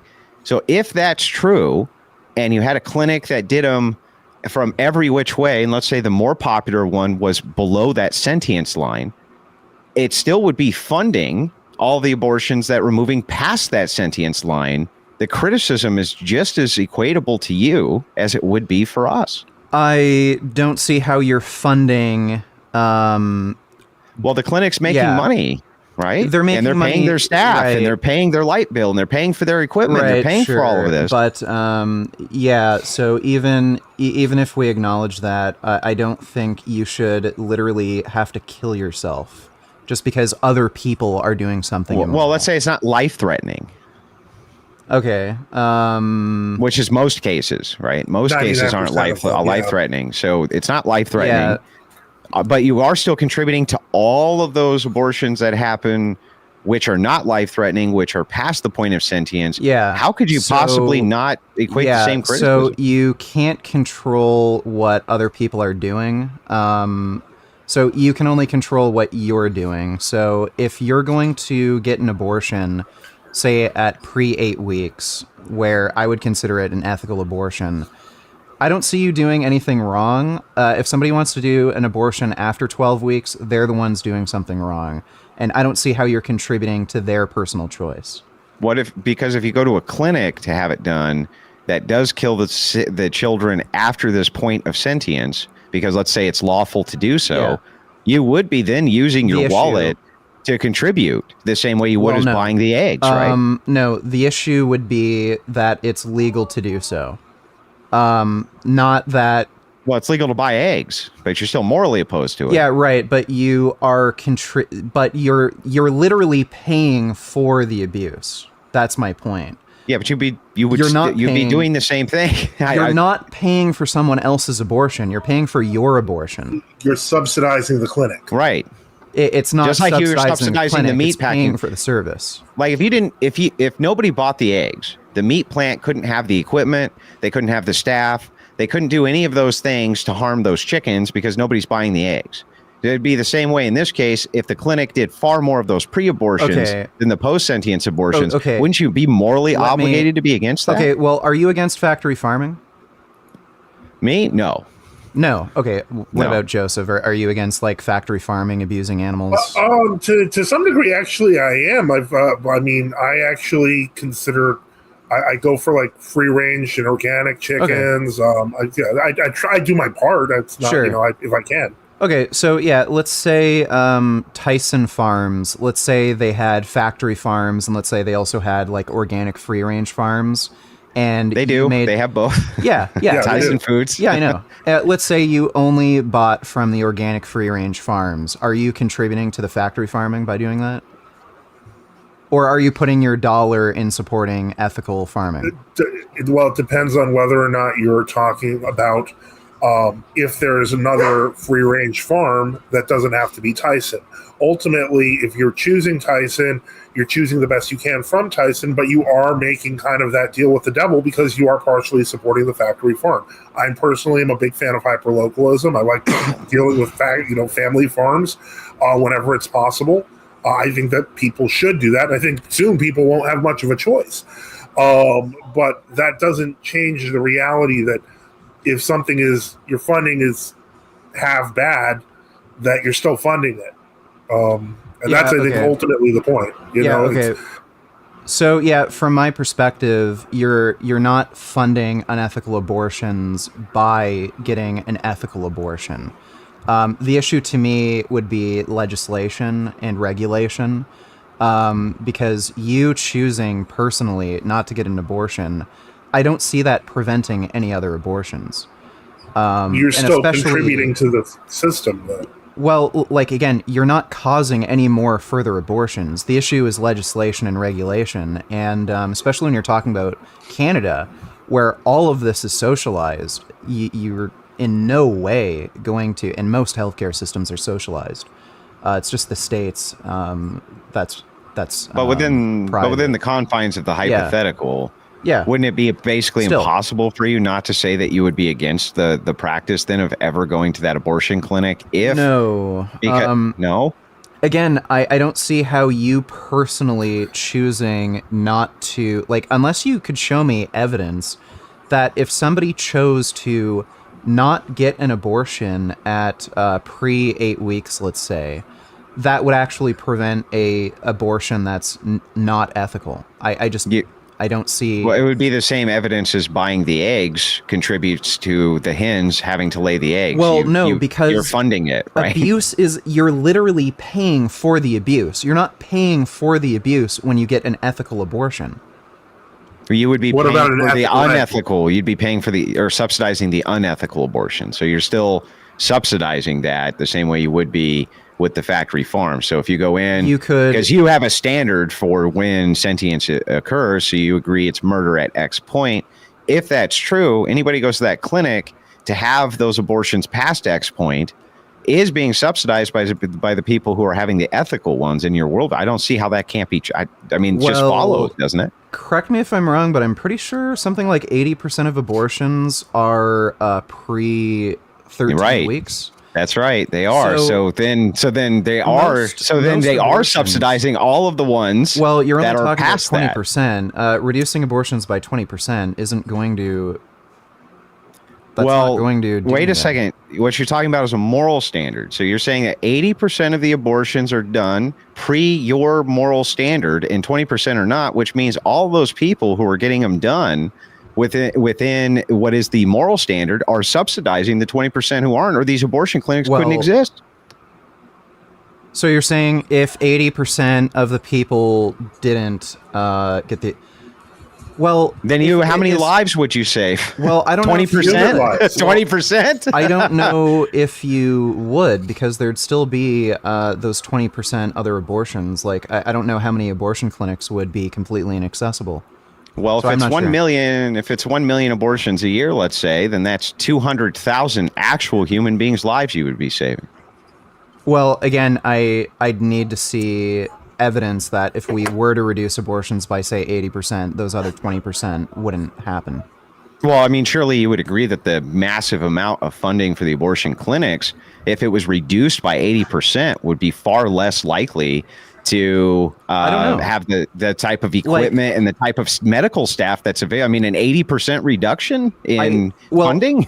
I don't know. There are rare diseases that are treated all the time, so I don't know. Okay. I appreciate it. That kind of got into more of a spar than I want, but I enjoyed it very much. Thank you for humoring me with the questions. Joseph, I'm not going to be any easier on you. I am. So I felt like you were pretty much avoiding this question a bit with Vegan Gains hypothetical, and it really is a legitimate criticism from the vegan side, which is why I wanted you to answer to it. So I've kind of crafted it in a slightly different way where maybe you can contend with it better. Okay. Assume that we had a cloning machine. A human being went inside, they got cloned, and a perfect duplicate of them walked out of the cloning machine. This is the year 2500, okay? Sure, okay. Is that a human being? Yes. Is that human being made in the image of God? Yes. How does that process work, that a clone would be made in the image of God? Because a clone shares genetic similarity to the original. It's like twins. They're both in the image of God. So then if it's genetic, which is what Vegan Gains' point was, then there must be some genetic dissimilarity that you're going to point to as the distinction between the animal and the human as to why it is that you can't eat the animal, or you can't eat the human, but you can eat the animal. Well, yeah. I mean, ultimately, I don't believe that animals are made in the image and likeness of God. I believe they're created by God. I believe they're beautiful. I believe they're wonderful, but they are not humans. And so therefore, but it says just genetic then? If we're going to be all rough and tumble about it, yeah, I guess I'd have to go with that. I'm not saying that I like if it is, then what is the genetic distinction? What is this genetic distinction that you would attribute to an animal that a human doesn't have? They have a central nervous system. They have a brain. They have all of these kinds of same markers, right? Sometimes. Forget the lobster for a second. I don't care. Kill all the lobsters you want. But what about like a dog? What would be the distinction there that you would make on a genetic level and say, that's the thing I'm pointing to, that is the distinction?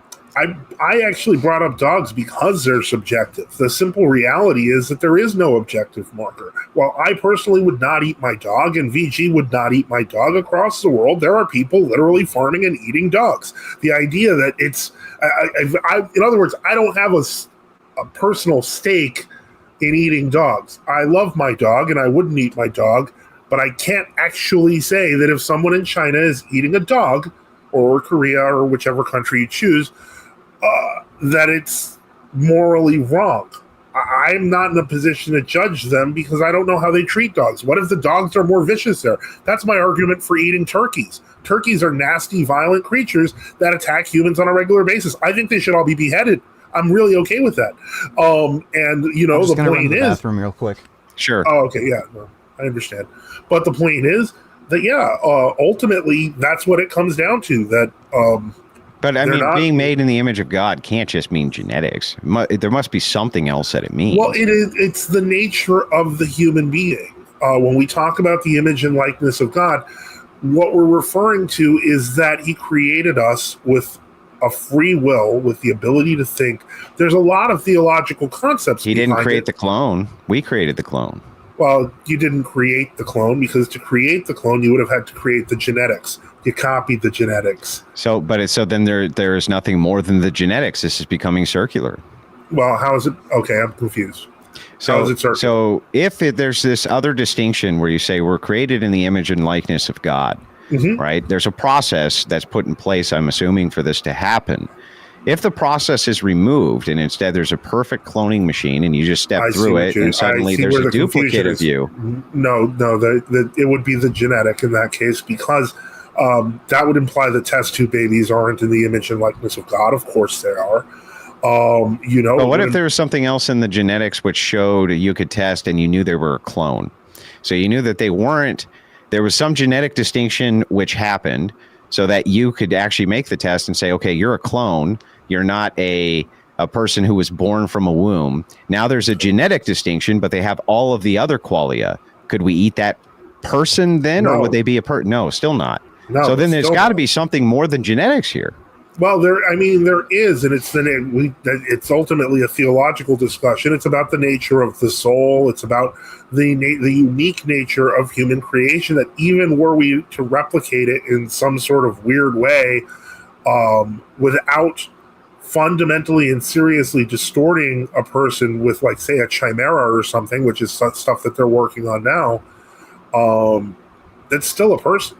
Okay. I would even say some chimeras would still be people, like the dogmen. I feel like that's somewhat inconsistent, to be honest with you, but I'll let it stand because, it is what it is. There's nothing I can do about it. I mean, we can try the question again. I do want to move on to callers while we're waiting for them. I don't see any in the queue, which is odd because I know there was a bunch in the Discord who wanted to come in. Let me go ahead and we'll get through some of these super chats. Wicked Wally says, humanoids eat humans and don't care in fiction. Orcs eat humans in multiple fantasy settings. Yeah, that's a good point. They do. But they are considered immoral, right? Like, orcs are the evil ones, aren't they? That's like kind of the point. Borp for $2 says, if my aunt had balls... God, that's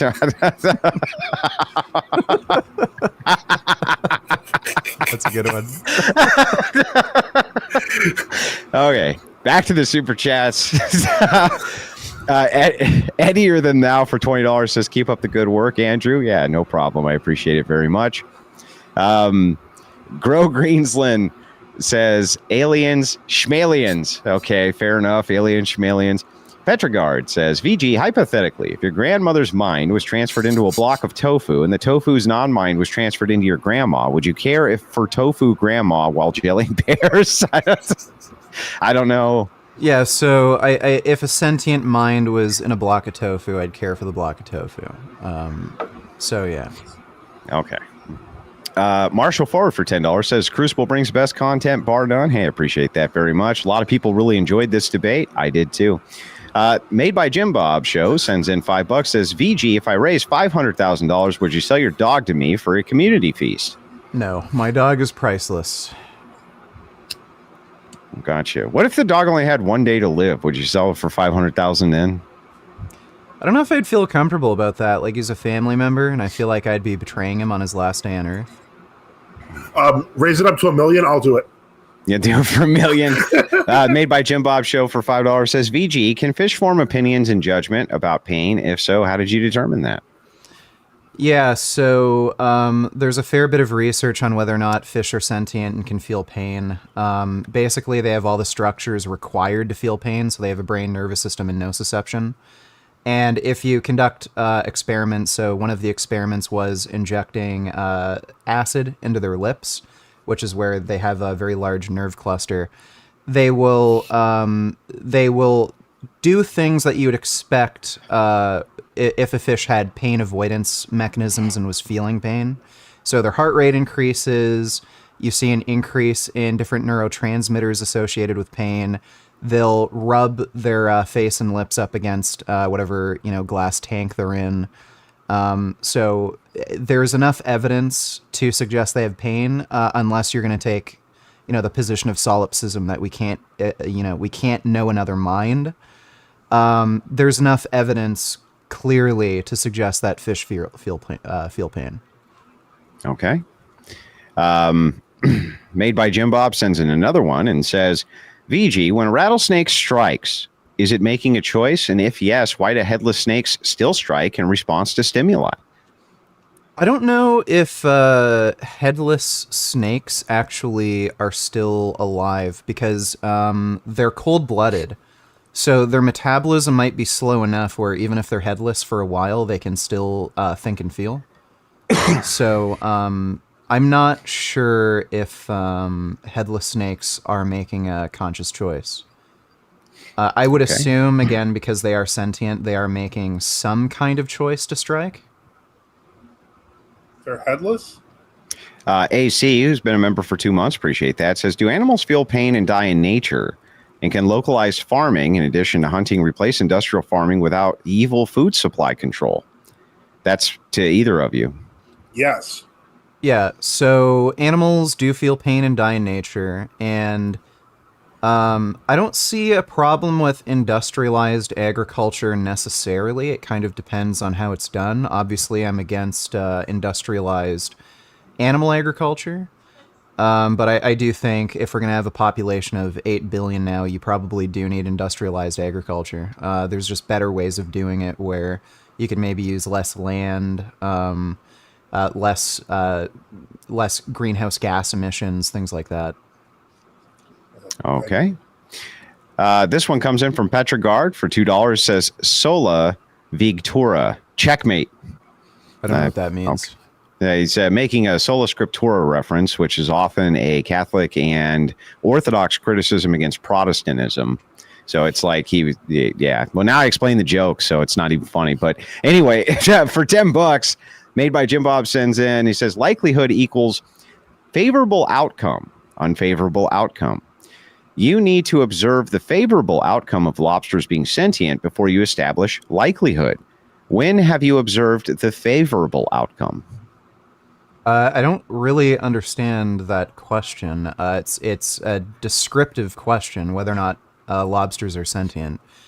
I don't know whether or not it's favorable or unfavorable.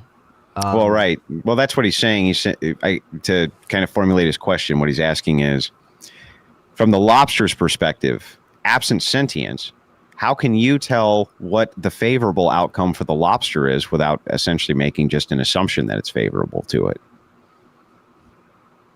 I'm still not quite understanding. Like, if the lobster was sentient, me thinking it's sentient would be favorable to the lobster. Like, is that what he is? No, what he's saying is this, that you would have to observe that there is some sort of outcome that indicates it could be sentient before you establish that there is a likelihood it's sentient. When have you actually observed this? Oh, okay. I read a paper recently. It was pretty in depth, talking about the different evidences of sentience in crustaceans.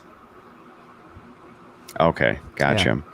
Yeah. Marie Smithville sends in $5, says VG has said he would not be morally opposed to the consumption of roadkill. Would he be morally opposed to the consumption of non-sentient abortion? No. Not in a vacuum. Yeah. You'd eat a person? If they were non-sentient, and I don't know, there weren't any external factors like the mother or father had a problem with it or something, in a vacuum, I don't see an issue. Now, hang on, because while that's a criticism that is shocking, a question to you then, Swayden. This is an important one. You remember the movie? Did you ever see the movie Alive? Yeah, I've heard about it. Mm-hmm. Yeah, you remember? So that was based on a true story, where just like in the Donner Party, where they were starving and there was dead people, and they did eat the dead people in order to survive. They were judged very, very harshly for doing that.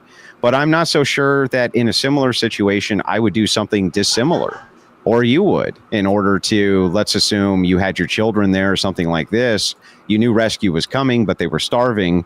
You may have to hold out for weeks until a storm blew over, something like this. Would you eat the dead body? Would I eat it or would I become it? I'd rather, unless there was somebody already dead. Somebody's already dead. Honestly, in that sort of situation, as much as I would hate to admit it, I'd probably eat the dead body. Right. There's So nothing then else, yeah. that does allude to some type of morality there, where we do consider a dead body, while the consumption of it is seemingly morally abhorrent. We definitely don't consider it on par with eating something which is alive. Well, I think there's a big difference between the consumption of a non-sentient abortion. Okay, he disappeared. It's just us now. I think there's a difference between the consumption of a non-sentient abortion and a body that's dead on an island and everyone's going to die. These are very different things, which is why I was surprised that he answered that so quickly. Yeah, well, I mean, these are from a vegan standpoint, these are all very common criticisms. So I'm sure he's not particularly surprised by many of the arguments because he probably hears them often. And I do too, because I run a debate channel where we do a lot of vegan debates. Well, this is another thing that confuses me, and I do want to ask this question, VG, while you're here. What's up with the cannibalism connection thing? I've noticed that there's sometimes almost a cannibalistic theme. There's vegetarian cannibalistic meals. I've seen references to vegan cannibalism. Usually they're sexual. And I'm curious as to why that is. Like, why there's no... It doesn't seem to me to make sense. It's almost like, well, you can't eat animals, so, like, eating people's okay? I don't get it. Yeah, well, usually when cannibalism's brought up, people just ask it as a hypothetical of, okay, if somebody's already dead somehow, is there an ethical issue with eating them? And it's basically to test whether or not we care about sentience and not something else. And again, like, I don't see in a vacuum, assuming you're not, say, offending the person's family somehow by eating the person, like, I just don't, I can't think of anything for why it would be morally wrong. Right. Well, from my perspective, there would be the problem of sacrilege, because you're defiling the dead body. But in an emergency, crazed situation, that's what. I don't see anything wrong with, like, mutilating a corpse, like it's a corpse, unless, like, again, you're offending the person's family somehow, something like that. I would say it's still a moral wrong to do. But I would say it's a greater moral wrong to let children starve to death, absent this choice being there. I think that falls in line with the duties of Christian ethics. And I also think it's a tough question. Yeah. And I'm not sure that there's a great or right answer. Like, I actually looked through some church fathers' writings to try to find answers on this. And, as shocking as it may be, church fathers don't really sit around and pontificate as to whether or not you may have to eat a dead body in a survival situation, right? So it's actually hard to find the information on it. I'm just kind of left to my own logical deductions on this. Well, it's interesting that you bring that up, because the one thing that does apply to, which was something that we did discuss in this debate, is in terms of violence against somebody invading your home, etc. As clergy, we're not supposed to engage in violence. In fact, if I did, to defend my family, I would be deposed. That said, the question always comes up, and it comes up among clergy. People ask, well, what about the fact that, what if I have to defend my kid from a robber or a rapist or a killer? Well, you take the deposition. You just take it, because ultimately, as you know, it would be weird to value your own clerical status over your child. Right. So sometimes you have to make a hard decision. It's just part of it. Yeah, I understand. Made by Jim Bob for $2 says, dogs have rights. Finn have the right to eat meat. No, he does not. He doesn't have the right to violate the rights of other animals. Same with this cat. The cat, I was going to say, the cat named Finn, that poor suffering cat. He's a big, strong kitty. He's just trying to escape now. He's like, I don't want this discussion, man. I just want some meat. Dave 2P3 says, love the debate. Great show. That's for both of you. Appreciate that. He also sent in $20, said absolutely nothing. Just wanted to show support for the program. $5 comes in from AC. Says, there is an industry for abortion. Hens have trauma, but not mothers and fathers. Oh, I see what he's saying. Yeah, so birth can be traumatic. Postpartum depression is extremely common, and there's quite a few suicides as a result. So, abortions can be traumatic, but that's a decision that the mother's making for themselves. When you buy eggs, whatever abuse that the hen goes through, that's not their choice. What about the person that's being aborted? Well, if they're non-sentient, then they're absolutely not going through trauma.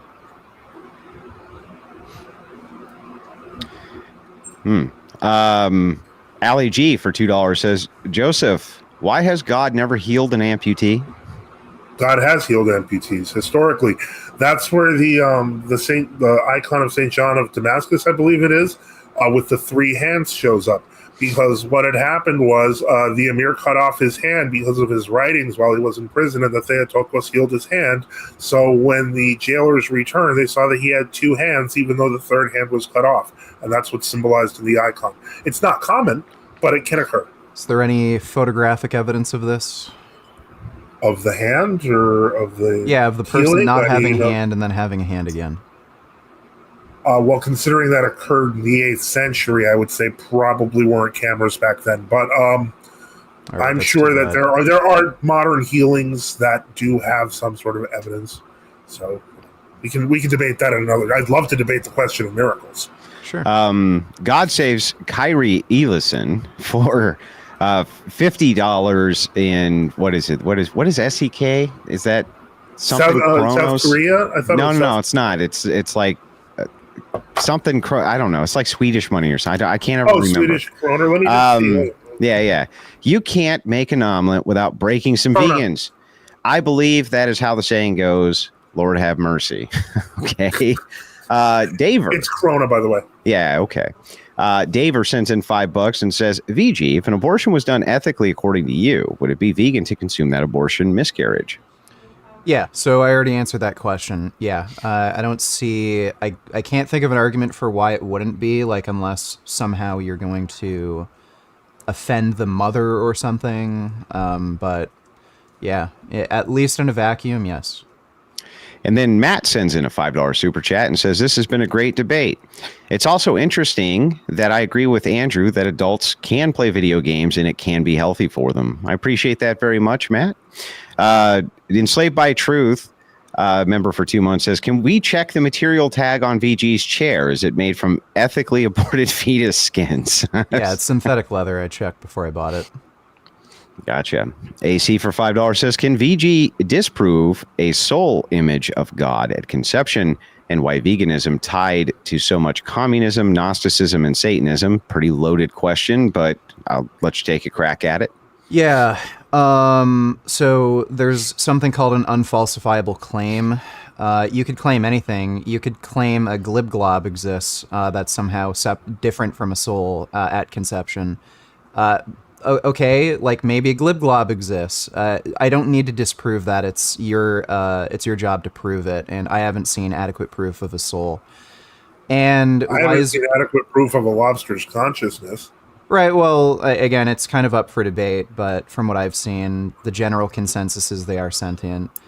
And why is veganism tied to so much communism, Gnosticism, and Satanism? Communism, well... There's a lot of left-leaning vegans, but from my experience, most aren't in favor of communism. They're more democratic socialists. Gnosticism, again, like you're talking about younger people who are just a little more progressive. You're going to see more atheism, less, theism. Satanism, I literally don't know what the hell you're talking about. I have not met any vegan Satanists yet. I have met vegan Nazis, surprisingly enough, but not any vegan Satanists. For $2, define sentience. Yeah, Can each of you define sentience? So sentience is the ability to have a subjective experience. That is what sentience is. You could use something like consciousness interchangeably. But the typical definition is ability to have a subjective experience. I would define it as awareness, in the sense that if a creature is capable of being aware of its surroundings, then it is sentient. That said, that's not a very high bar for me. That's a little more like sapience, but sentience would be required for that. Okay. All right. Fair enough. Over on the Dono chat side for $5, Orthodox Midwife says, Rachel's book came in the mail today and I'm stuck at home with a fever. Shout out to Occult Feminism for making my day better. You're very welcome. Thank you for buying the book. That goes directly to Andrew Wilson's gun slush fund. $15 comes in from Toe Knuckles, who says, thanks for all the great work, Crucible. This is for the cigarette fund. Hey, I appreciate that very much. $10 comes in from Sentient Produce Aisle. Vegan Gains. Vegan Gains. Would you eat any of the Veggie Tales cartoon characters? Oh, dude, that's pretty funny. Come on, that one's good. I'm not familiar with Veggie Tales. I've heard of it before, but I'm not familiar with it. You'd eat Bob the tomato? That's pretty good. That was pretty okay, funny. if they're sentient vegetables, then no. 'Cause they're sentient. Then no. Fair enough. $5 comes in from Quay, who says, question for Vegan Gains. Let's say we got a fetus shake, a kind of eggnog, just the chicken eggs were replaced with clumps of cells from consensual and legal abortions. Can you name the trait of this drink that will disqualify it as a legit vegan meal? No. I don't see why it would not be vegan. I don't want to touch this. Okay. All right. Well, that was the last. No, I'm sorry. There was a couple more that came in. $5 comes in from AK, who says, 1 in a million diseases that are much more expensive and complicated than late-term abortions still get studied and treated. Any random emergency room can do a late-term abortion. It would still exist without a subsidy. Maybe, but would it be reduced is the question. And isn't the whole point of this whole thing supposed to be harm reduction? And if you could save, let's say, even 50,000 lives because you took these measures that reduced funding by 80%, wouldn't you? Wouldn't you do that? I think that's kind of the point.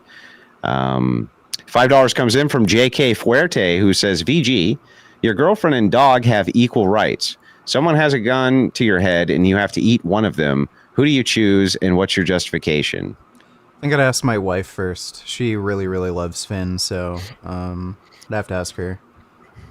Would you dismiss whatever she gave as her preference, though? Because like I would. If my wife said, no, save the dog and not, I'd be like, shut up. Like, I'm not doing that shit. You're stupid. That's what I would say to her, literally. Yeah. I'd be like, no, I'm not doing that. You would do that, wishes. Right?